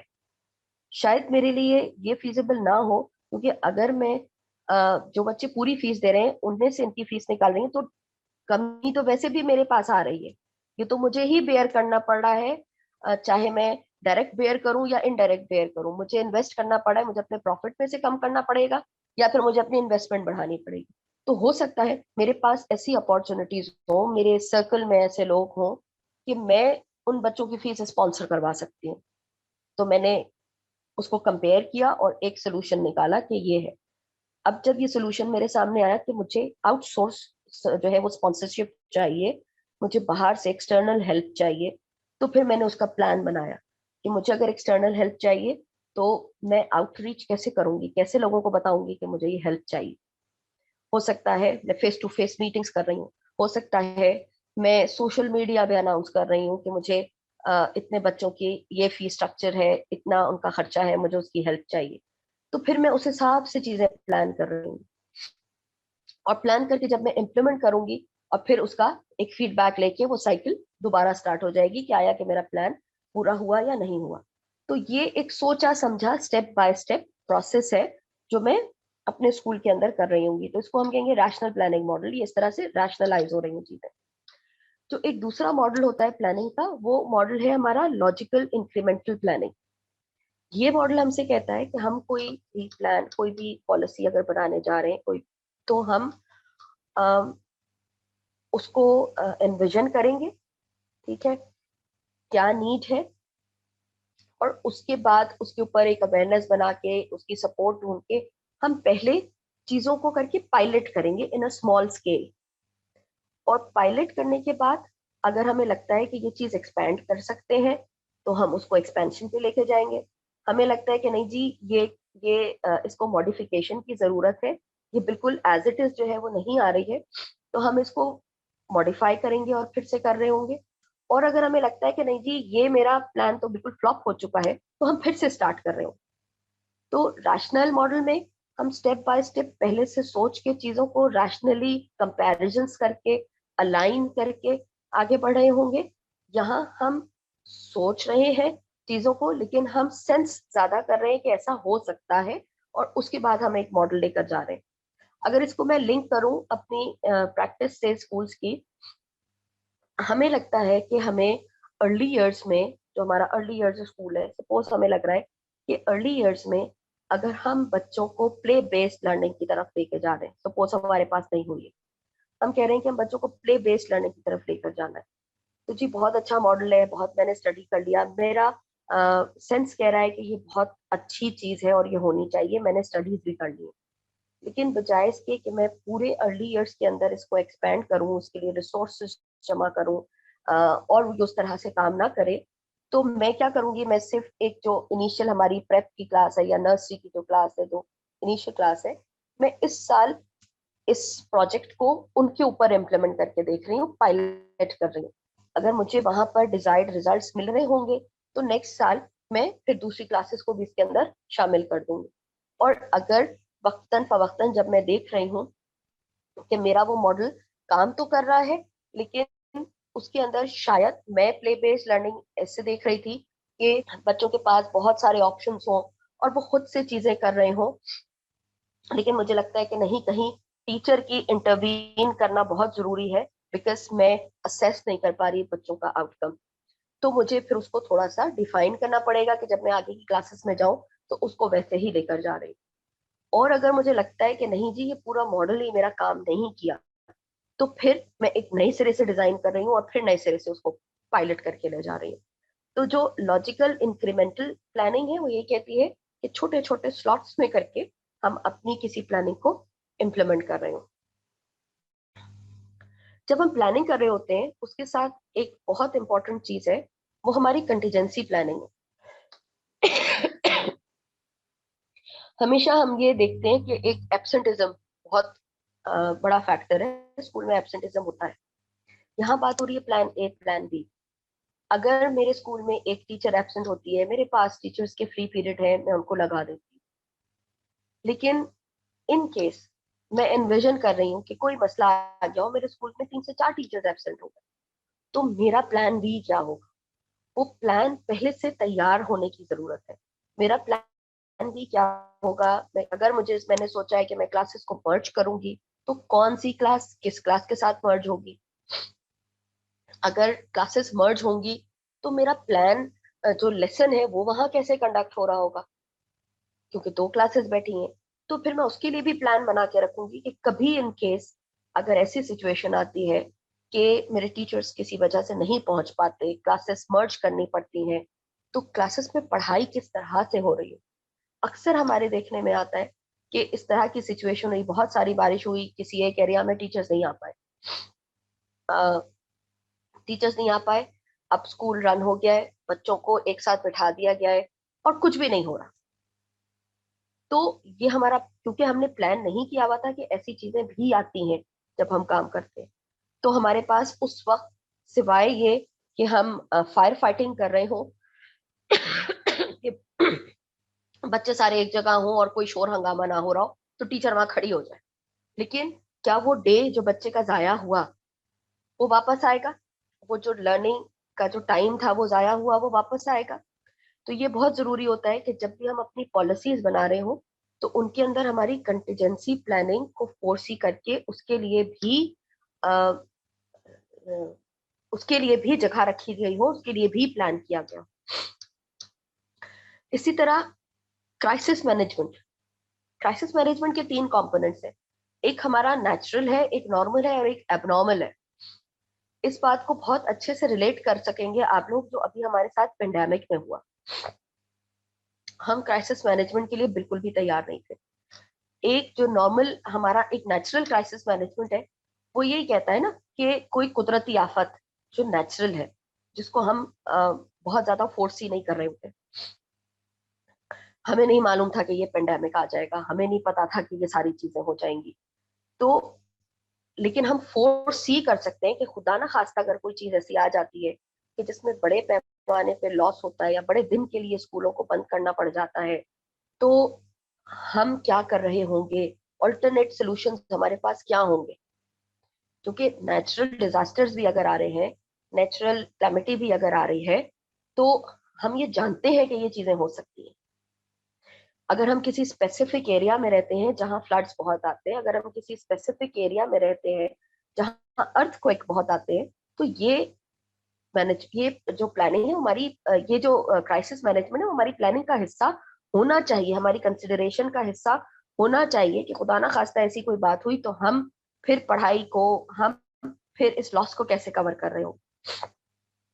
फिर इसी तरह जो हमारी नॉर्मल, जिसको हम कहते हैं कि एक नॉर्मल चीजें आती है हमारे पास, लाइट चली गई, ब्रेकडाउन हो गए, इलेक्ट्रिसिटी नहीं है, तो क्या हमारे पास बैकअप है कि हम इलेक्ट्रिसिटी अगर ना हो तो हमारे पास ऑल्टरनेटिव्स मौजूद है सप्लाई के लिए, हमारे पास यूपीएस, हमारे पास जनरेटर्स, हमारे पास सोलर, हम किस तरफ जा रहे हैं, क्या हमारे पास ऑल्टरनेटिव्स हैं।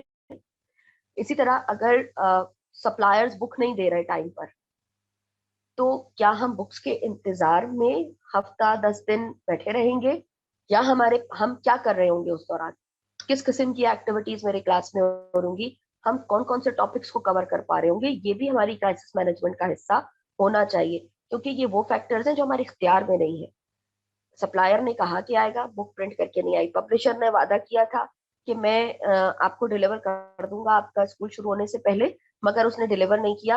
अब स्कूल शुरू हो चुका है, पेरेंट्स आ गए हैं, मेरे पास किताबें हैं नहीं, टीचर्स के पास प्लान नहीं है, तो क्लास के अंदर क्या हो रहा है, मेरे पास उसका भी कोई प्लान नहीं। और जो तीसरी चीज हमारे पास है वो एबनॉर्मल जो है वो क्राइसिस है, जैसे कि टेररिस्ट अटैक्स है, किडनैपिंग है। ये सब वो एबनॉर्मल बातें हैं जो हम एक आमतौर पे एक्सपेक्ट नहीं कर रहे होते। अब जैसे हमारे पास एपीएस का एक वाकया हुआ, उसके बाद हमने सोचना शुरू किया कि आपके जो स्कूल की बाउंड्री जो है उसको ऊंचा करने की जरूरत है।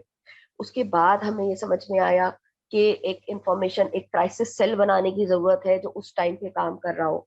बहुत सारे स्कूल्स में कभी ड्रिल्स नहीं होती थी, लॉकडाउन ड्रिल्स नहीं होती थी, कोई कॉन्सेप्ट नहीं था, अर्थक्वेक आ गए तो क्या करना है।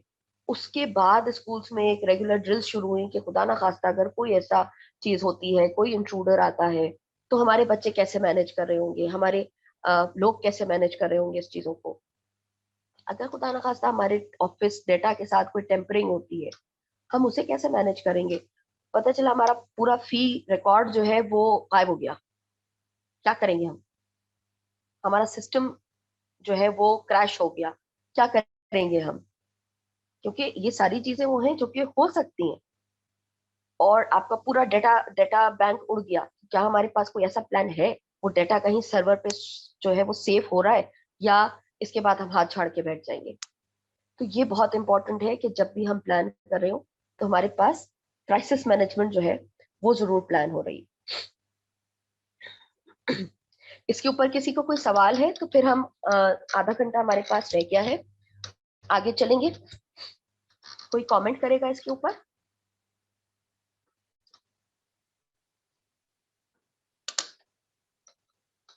क्या हम आगे चले? आज भी बहुत सारी आवाजें नहीं आई मुझे। हरीम, इरसा, और कौन कौन है, जैनब, जैनब उस्मानी, शाकिर, आपकी आवाज भी नहीं सुनी मैंने। हाँ जी, कोई क्वेश्चन है किसी को?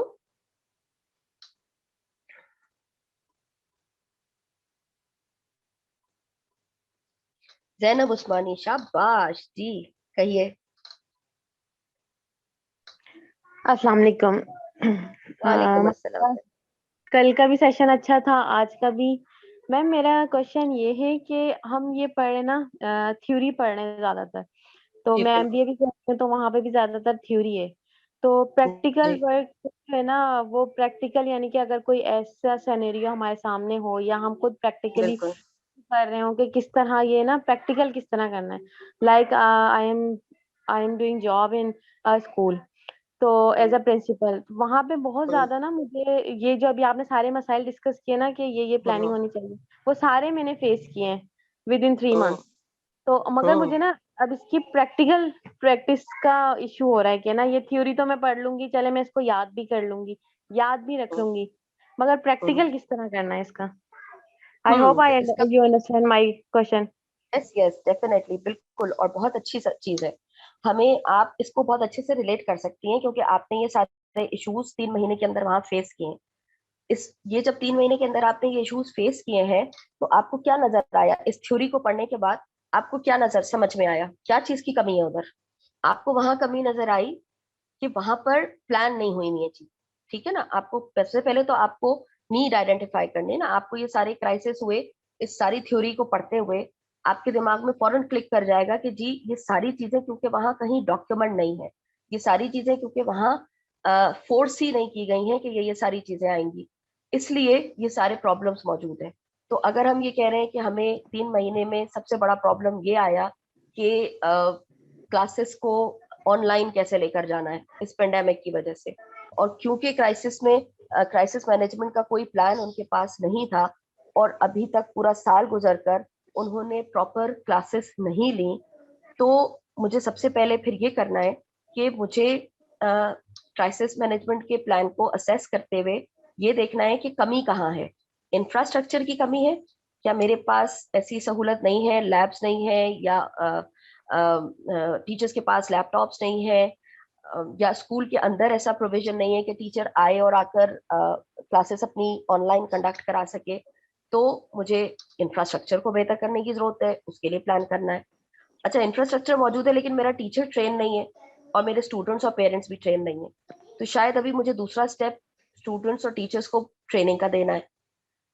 अगर मेरे स्टूडेंट्स और टीचर्स भी ट्रेन है लेकिन जो मैनेजमेंट है वो उस तरफ नहीं देख रही कि उनको ये करने की जरूरत है, उनकी फीस आ रही है, वो उसी पर ही खुश है, तो फिर मुझे मैनेजमेंट को अ, इसका ड्रॉबैक दिखाना पड़ेगा कि इन तीन तीन जो पूरा साल हमारा यहाँ पे गुजरा है उसमें कितने बच्चे ड्रॉप आउट हो गए या कितने बच्चे फीस नहीं देकर आए, तो लॉन्ग रन में उनको क्या नुकसान होने वाला है अगर उन्होंने स्विच नहीं किया।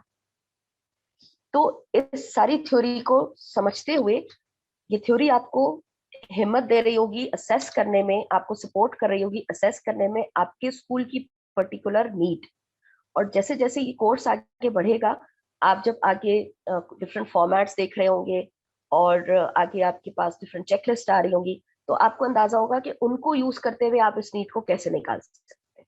ठीक है, आतिरा हमसे कुछ कह रहे हैं?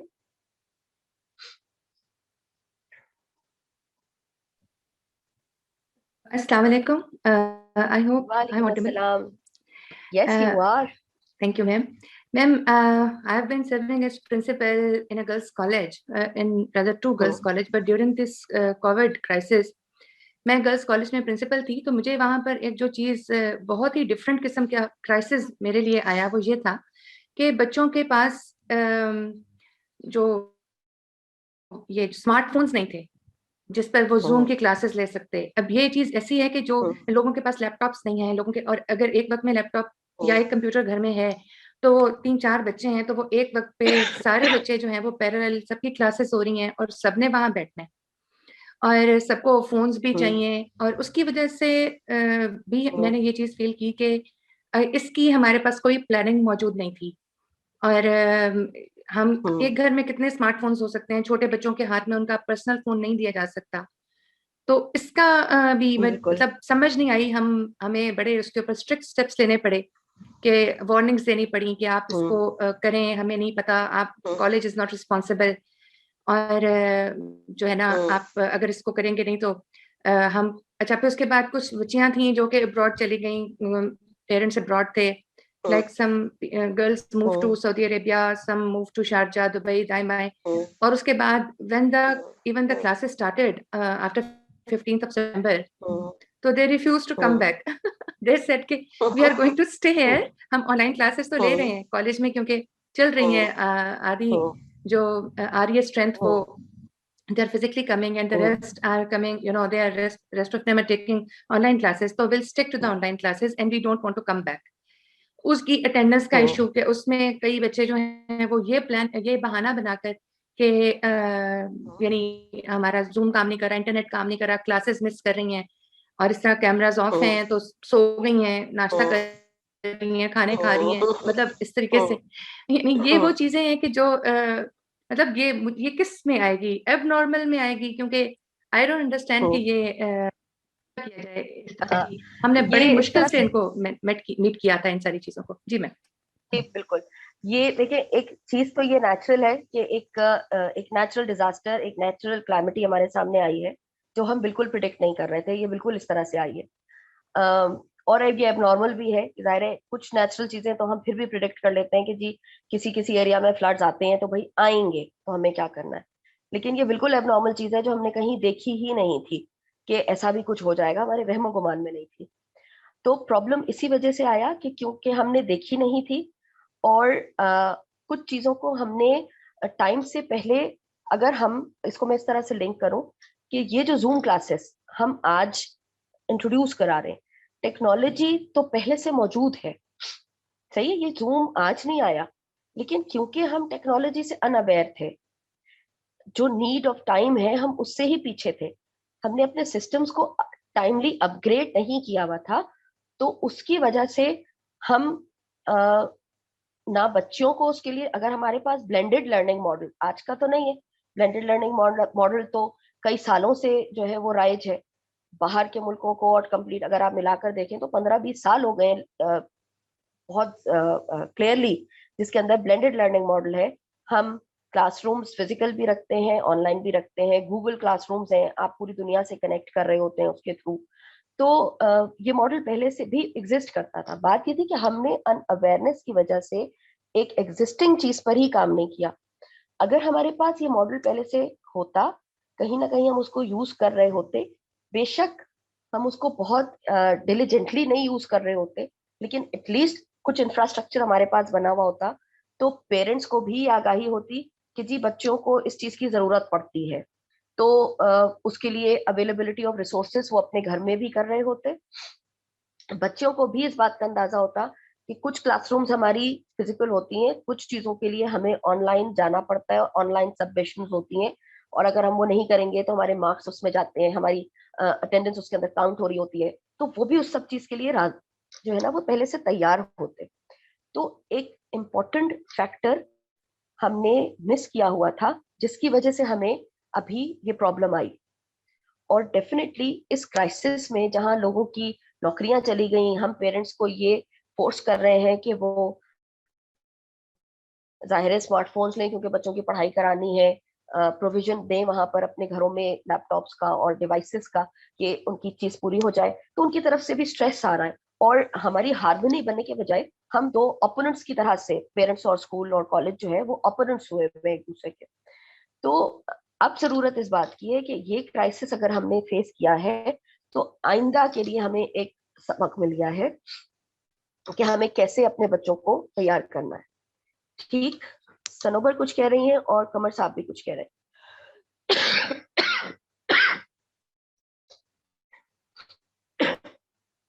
सॉरी मुझे खांसी बहुत है। जी सनोबर। अस्सलाम वालेकुम। मैम, इसमें मैं एक चीज को थोड़ा सा एक मजीद एक थोड़ा सा इनडायरेक्ट लिंक है जो मुझे लग रहा है कि might be possible this is indirect और डायरेक्ट। एक parents counselling and parents management हमें अपनी प्लानिंग में जरूर रखना चाहिए। जैसा कि पहले भी एक एक्सपीरियंस था मुझे, मतलब एक एक्सपोजर था और एक पेंडेमिक के दौरान बहुत ज्यादा फेस करना पड़ा। अगर हम हायर लेवल की बात करें वहां पर भी, और अगर हम जूनियर लेवल की बात करें वहां पर भी, तो अभी जो पेंडेमिक के दौरान ऑनलाइन क्लासेस हो गए तो इसमें पेरेंट्स का बहुत बड़ा रोल सामने आया, और जो पेरेंट्स रिस्पॉन्सिबल रिस्पॉन्सिबल थे, जो बहुत ज्यादा मतलब डेडिकेटेड थे, सिंसियर थे, जो अंडरस्टैंड करते थे, तो उनके बच्चों ने बहुत अच्छा अचीव किया। और उसके ऑन द अदर हैंड ना टीचर्स को प्रॉब्लम हुई, ना प्रिंसिपल्स को, ना स्कूल्स को, बल्कि बहुत स्मूथ उनका सिस्टम चला। लेकिन जहाँ पे पेरेंट्स की अंडरस्टैंडिंग अच्छी नहीं थी, उनके कॉन्सेप्ट्स क्लियर नहीं थे, पेरेंट्स काउंसलिंग हमारी तरफ से मैं कह सकती हूँ इसको नहीं नहीं हुई थी, या मैं इसको इस तरह से लूंगी एक सोसाइटी में, हाँ, एक सोशल वैल्यूज को भी जो है वो हमें इनकलकेट करना चाहिए। और जो हमारी मैनेजमेंट की जो प्लानिंग है उसमें हमें किसी हद तक पेरेंट्स का पार्ट जरूर रखना चाहिए। हमें उन्हें टाइम बाय बिल्कुल टाइम ऐसे। प्रिपेयर करते रहना चाहिए, ताकि खुदा न खास्ता कोई ऐसी अनसर्टन सिचुएशन हमें फेस करनी पड़े तो हम वहाँ पे उन चीजों को आराम से मैनेज कर सकते। तो इस चीज को मैं बिल्कुल यहाँ सही पे कह रही हैं जरूर तनु। एड करूंगी। बिल्कुल बिल्कुल वैलिड है ये बात। जब हम होम स्कूल पार्टनरशिप की बात करते हैं, वो यही बात है कि पेरेंट्स, जो कल भी हमने बात की थी, वो हमारे क्लाइंट्स नहीं है बल्कि वो हमारे पार्टनर्स हैं। और जब वो डिसीजन मेकिंग में शामिल होते हैं तो चीजें आसान होती चली जाती हैं। तो फिर ये जो गिला है कि पेरेंट्स नहीं करते और टीचर्स नहीं करते, वो खत्म हो जाता है। टाइम अब खत्म होता जा रहा है, हम आगे की चीजों पे मेरे ख्याल से बढ़े। हम थोड़ी सी ऑर्गेनाइजेशनल हायरार्की को समझने की कोशिश करते हैं कि हायरार्की क्या है। हम 3 हायरार्किकल स्ट्रक्चर्स को यहाँ जरा तेजी से देखेंगे, ताकि फिर आगे की बातों पे बात करें। पहला हायरार्किकल स्ट्रक्चर हमारा जो है, ये हायरार्किकल ऑर्गेनाइजेशनल स्ट्रक्चर है, जिसके अंदर हम बात करते हैं कि एक टॉप मैनेजमेंट है और उस एक पिरामिड बन रहा होता है। जो ज्यादातर डिसीजंस होते हैं वो ऊपर लेवल पर टॉप मैनेजमेंट की तरफ से आ रहे होते हैं, और टॉप मैनेजमेंट के बाद वो डिपार्टमेंट वाइज कमांड जो है वो नीचे जा रहा होता है, और फिर वो सेकंड लेवल और एंट्री लेवल के ऊपर और लोअर लेवल के अंदर जो है वो चीजें जारी होती हैं। ये जो हमारा जो हायरार्किकल सिस्टम है, ये ज्यादातर अगर हम देखें तो वो इस तरह की ऑर्गेनाइजेशंस हैं जो बड़े एजुकेशनल सिस्टम्स हैं हमारे। वहां पर एक जो सीईओ है, उनके बाद उनके डिफरेंट रीजन्स में अगर वो है तो फिर वो रीजनल डायरेक्टर्स आ जाते हैं।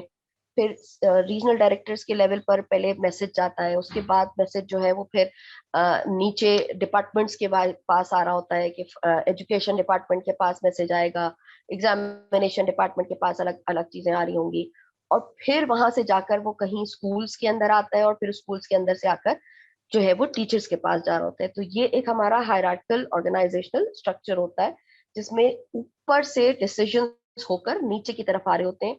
तो जो डिसीजन मेकिंग पावर है वो टॉप मोस्ट पोजिशंस पर होती है, की पोजिशंस पर होती है, और नीचे ज्यादातर हम इम्प्लीमेंटेशन कर रहे होते हैं।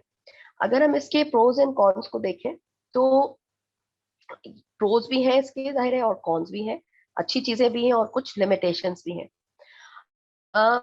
ये जरूर होता है कि डायरेक्ट रिपोर्टिंग आपकी जब ऊपर से चीजें आ रही होती हैं तो वो स्ट्रक्चर्ड होती हैं। अथॉरिटी जो है वो ऊपर से बहुत अच्छे से डिफाइन होती है, रिस्पॉन्सिबिलिटी डिफाइन होती है, क्लियर पाथ नजर आ रहा होता है कि जी किसको क्या काम करना है, वो डिफाइन होकर नीचे आ रही होती है। लेकिन इसी के साथ साथ ये प्रोसेस बड़ा स्लो हो जाता है।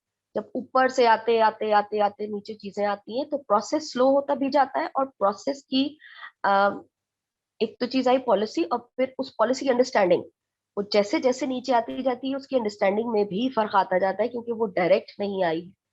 जब अंडरस्टैंडिंग में फर्क आता है तो उसकी इम्प्लीमेंटेशन में गैप्स आना शुरू हो जाते हैं। तो ये एक इसका कॉन्स भी है।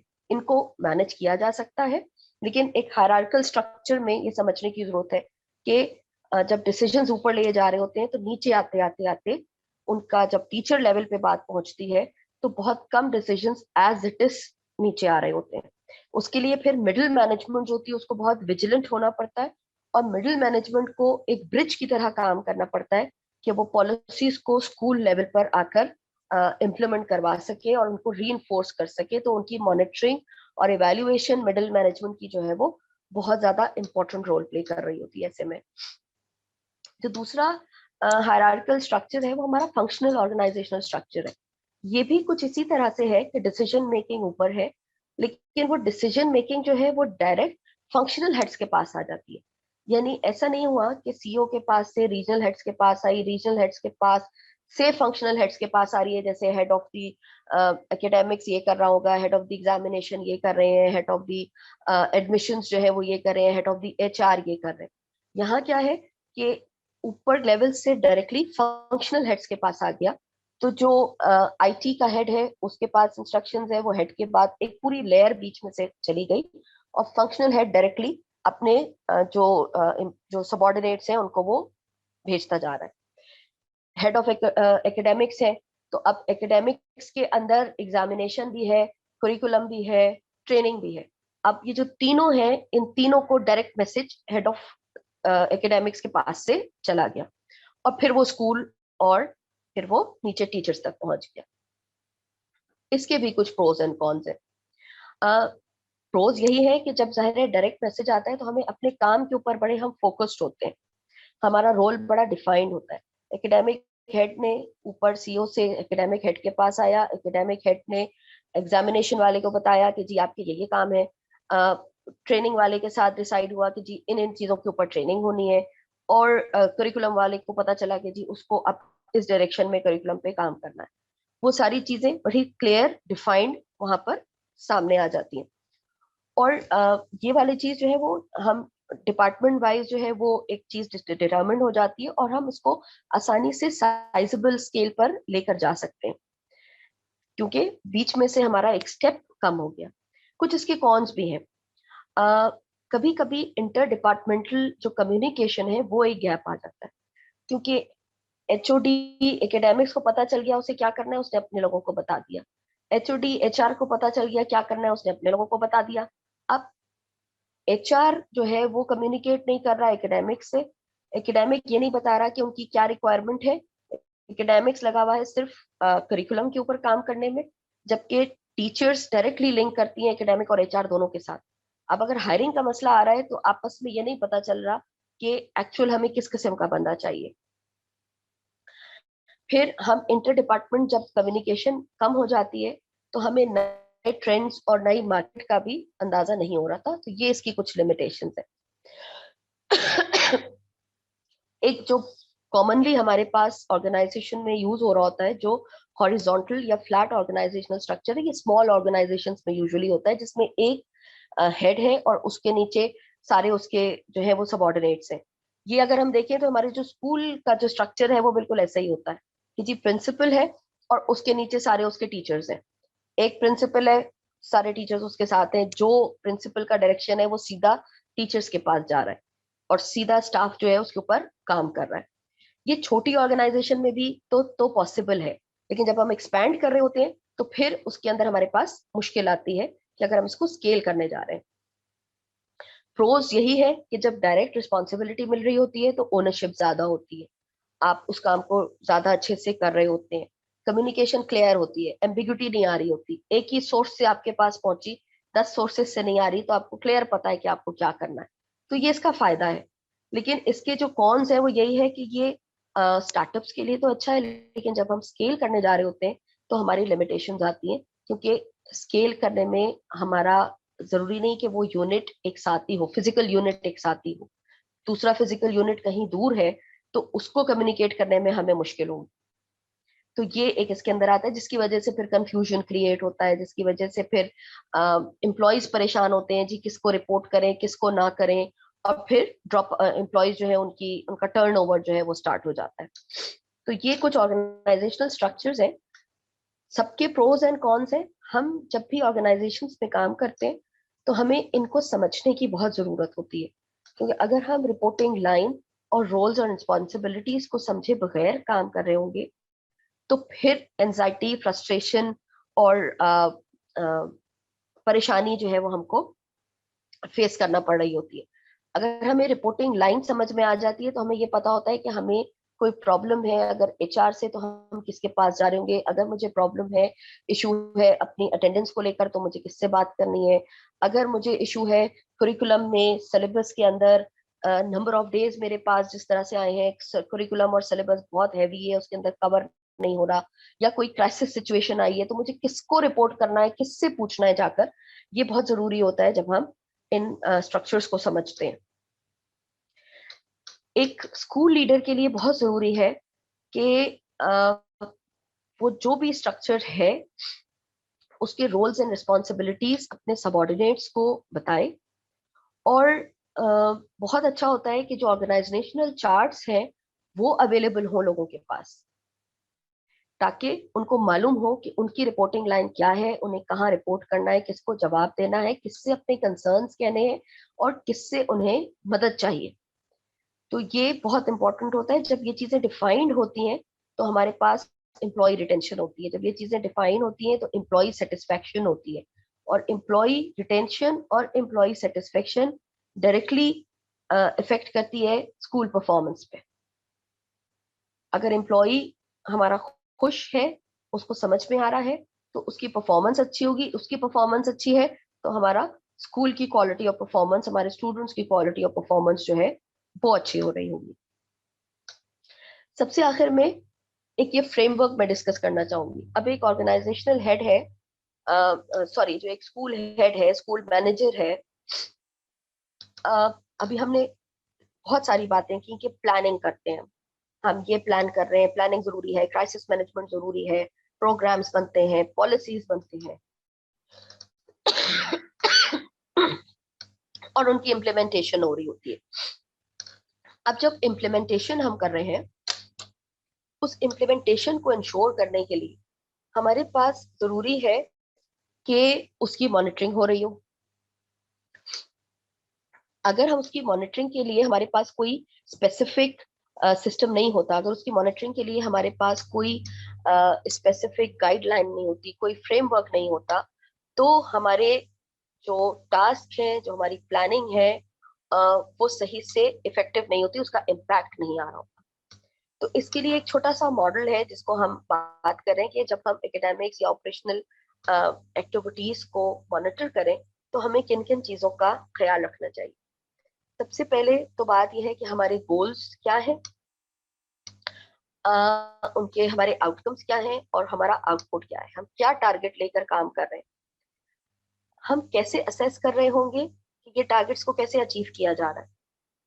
और उसके बाद साथ साथ जब हमने स्टार्ट किया है तो हमारी बेसलाइन क्या कहती है, where we are standing right now, हम कहाँ खड़े हैं, जो इंटरवेंशंस हम कर रहे हैं उसके बाद हम क्या एक्सपेक्ट कर रहे हैं, हमारा टारगेट क्या है। कि इस वक्त हमारा बेसलाइन ये है, टारगेट ये है कि इंटरवेंशंस के बाद, अगर सपोज मैं एक एग्जांपल लेकर चलती हूँ कि हमारा गोल है कि मेरी ग्रेड 6 की परसेंटेज जो है वो इंक्रीज करे, बच्चों का जो आउटकम है, जो बच्चों के रिजल्ट्स हैं वो इंक्रीज करें। अब मेरा ये गोल है, उसके लिए मैंने डिसाइड किया कि मैं डिफरेंट इंटरवेंशंस कर रही होंगी और मेरा आउटकम ये होगा कि बच्चों के जो अचीवमेंट्स, इनके रिजल्ट्स हैं वो बेहतर तरीके से एनहांस हुए हैं अक्रॉस द सब्जेक्ट्स। या मैं उसको स्पेसिफाई भी कर सकती हूँ कि लैंग्वेज में उनका इंक्रीज कर रहा है, उनका साइंस इंक्रीज कर रहा है, उनका मैथमेटिकल स्किल्स इंक्रीज कर रही हैं, मैं उसको स्पेसिफाई भी कर सकती हूँ। और फिर उसके लिए मैं क्या क्या स्टेप्स ले रही हूँ वो मैंने डिफाइन किए। ये प्लान बनाने के बाद, ये प्लान हम जब बना रहे हैं, ये हम बना चुके होते हैं, अब बात ये आ रही है कि इसको हमने मॉनिटर कैसे करना है। मॉनिटर करने के लिए अब मैं ये देख रही हूँ कि एक्चुअली बेसलाइन क्या है, उसके अगेंस्ट मैं मॉनिटर करना शुरू कर रही हूँ। उसके अगेंस्ट मैं पहले टारगेट दे रही हूँ। बेसलाइन अगर मेरा ये है कि इस वक्त मेरा बच्चा 64% पे खड़ा है ओवरऑल, तो मैं कह रही हूँ कि साइंस में और मैथ्स की इंटरवेंशंस के बाद मेरा बच्चा जो है वो 64 से 74 पे खड़ा होगा। अब मैंने टारगेट डाल दिया कि 74 पे खड़ा होगा। कहाँ से मुझे पता चलेगा, डेटा सोर्स क्या है कि मेरा बच्चा 74 पे आ रहा है या नहीं? तो वो डेटा सोर्स, जितनी इंटरवेंशन है उसके अगेंस्ट डेटा सोर्स आ रहा है कि मुझे बच्चों के रिजल्ट्स कार्ड से पता चल रहा है, अल्टीमेटली गोल हमारा वहां से पता चल रहा होगा। बीच में मुझे कहाँ से पता चल रहा है, जो मंथली एग्जामिनेशन है मुझे उनसे पता चल रहा है कि बच्चों के स्कोर्स इंक्रीज कर रहे हैं। मुझे इससे पता चल रहा है कि जो मैथ्स की और साइंस के लेसन प्लान हैं उनके अंदर एक्टिविटीज ऐड हो रही हैं, उसके अंदर बच्चों की पार्टिसिपेशन को हम गेज कर रहे हैं। तो मुझे वहां से भी पता चल रहा है कि हम ट्रू डायरेक्शन की तरफ जा रहे हैं। तो मैं लेसन प्लान और क्लासरूम ऑब्जर्वेशन से मुझे पता चल रहा है कि मैं उसके अंदर जा रही हूँ। फिर हम आते हैं कि फ्रीक्वेंसी क्या होगी, कि हम कितनी फ्रीक्वेंसी से गेज कर रहे हैं। तो जो ब्रॉडर टारगेट है हमारा गोल का कि जी हम 74% जा रहे होंगे और बच्चों के रिजल्ट कार्ड से पता चल रहा है, तो डेफिनेटली उसकी फ्रीक्वेंसी क्या है कि मैं एनुअली चेक कर रही हूँ। अच्छा, जहां मैं ये बात कर रही हूँ कि बच्चों के मंथली टेस्ट हमें बता रहे होंगे कि उनके स्कोर्स ग्रेजुअली इंक्रीज कर रहे हैं, तो डेफिनेटली हमारा जो मंथली रिजल्ट्स है वो उसकी फ्रीक्वेंसी से पता चल रहा है। फिर अगर मैं ये कह रही हूँ कि लेसन प्लान्स और बच्चों की कॉपीज ये बता रही होंगी कि मैथ्स और साइंस में उनके काम में प्रोग्रेस आती जा रही है as compared to previous work, वो इंडिपेंडेंट लर्नर है और उनके काम की प्रोग्रेस नजर आ रही है, तो हो सकता है मैं वीकली बेसिस पे उसको चेक कर रही हूँ, हो सकता है मैं फोर्टनाइटली उसको चेक कर रही हूँ, तो उसकी फ्रीक्वेंसी उसी हिसाब से आ जाएगी। इसी के अलावा रिस्पॉन्सिबल कौन है? जो एनुअल लेवल पर काम है उसका रिस्पॉन्सिबल डेफिनेटली स्कूल मैनेजर है, जो प्रोग्राम मैनेजर अगर हमने किसी को बनाया है तो वो है। जो इंटरवेंशंस हो रही हैं उसकी चीजें टीचर्स रिपोर्ट कर रही हैं, क्लासरूम की जो इंटरवेंशंस हो रही हैं वो टीचर्स रिपोर्ट कर रही हैं, तो वहां से मुझे पता चल रहा है कि ये कैसे जो है इम्प्रूवमेंट आ रही है। तो डेटा शीट्स शेयर हो रही हैं, कमेंट्स आ रहे हैं टीचर्स के, बच्चों के काम के ऊपर कमेंट्स आ रहे हैं, तो वहां से पता चल रहा है कि जी प्रोग्रेस होती हुई हमें नजर आ रही है, तो मैं मॉनिटर कर पा रही हूँ। और फिर उसके बाद ये रिपोर्टिंग हमें कहाँ दिख रही होगी, कहाँ पता चल रहा होगा? एनुअली हमें रिपोर्ट कार्ड्स में दिख रहा होगा।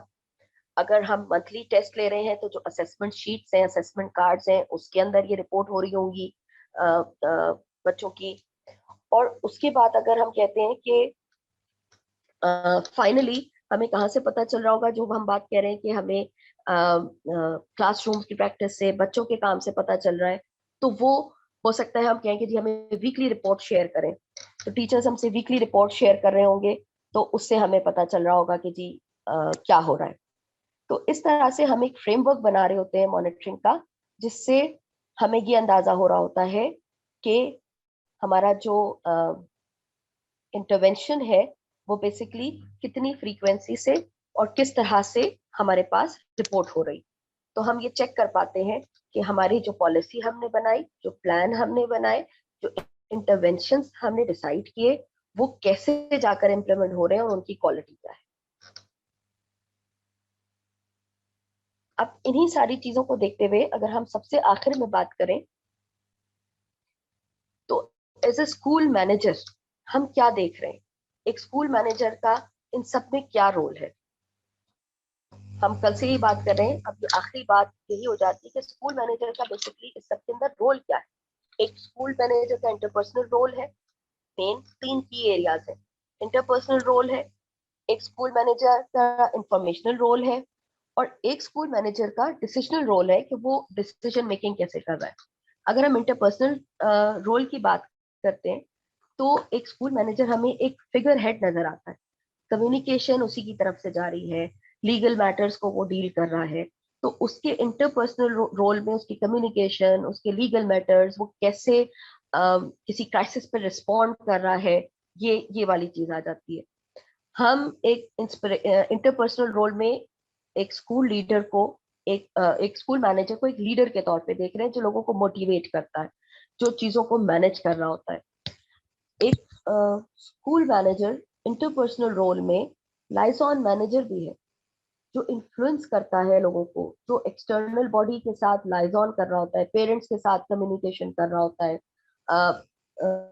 कहीं सोशल एक्टिविस्ट हैं उनके साथ बात कर रहा होता है, और वो उस सारी चीजों से कम्युनिकेट करके स्कूल के लिए बेनिफिट्स निकाल रहा होता है। जब हम इंफॉर्मेशनल रोल की बात करते हैं कि एक स्कूल मैनेजर का कुछ इंफॉर्मेशनल रोल्स हैं, तो इंफॉर्मेशनल रोल्स में हम उसको एज ए स्पोक्स पर्सन देखते हैं। वो अपने स्कूल के लिए बात करता है, स्कूल के बारे में बात करता है, स्कूल को रिप्रेजेंट कर रहा होता है कहीं भी, जो स्कूल मैनेजर होता है। हम उसको एक मॉनिटर के हिसाब से भी देखते हैं कि जो स्कूल की टास्क को मॉनिटर कर रहा है, ऑपरेशंस को मॉनिटर कर रहा है।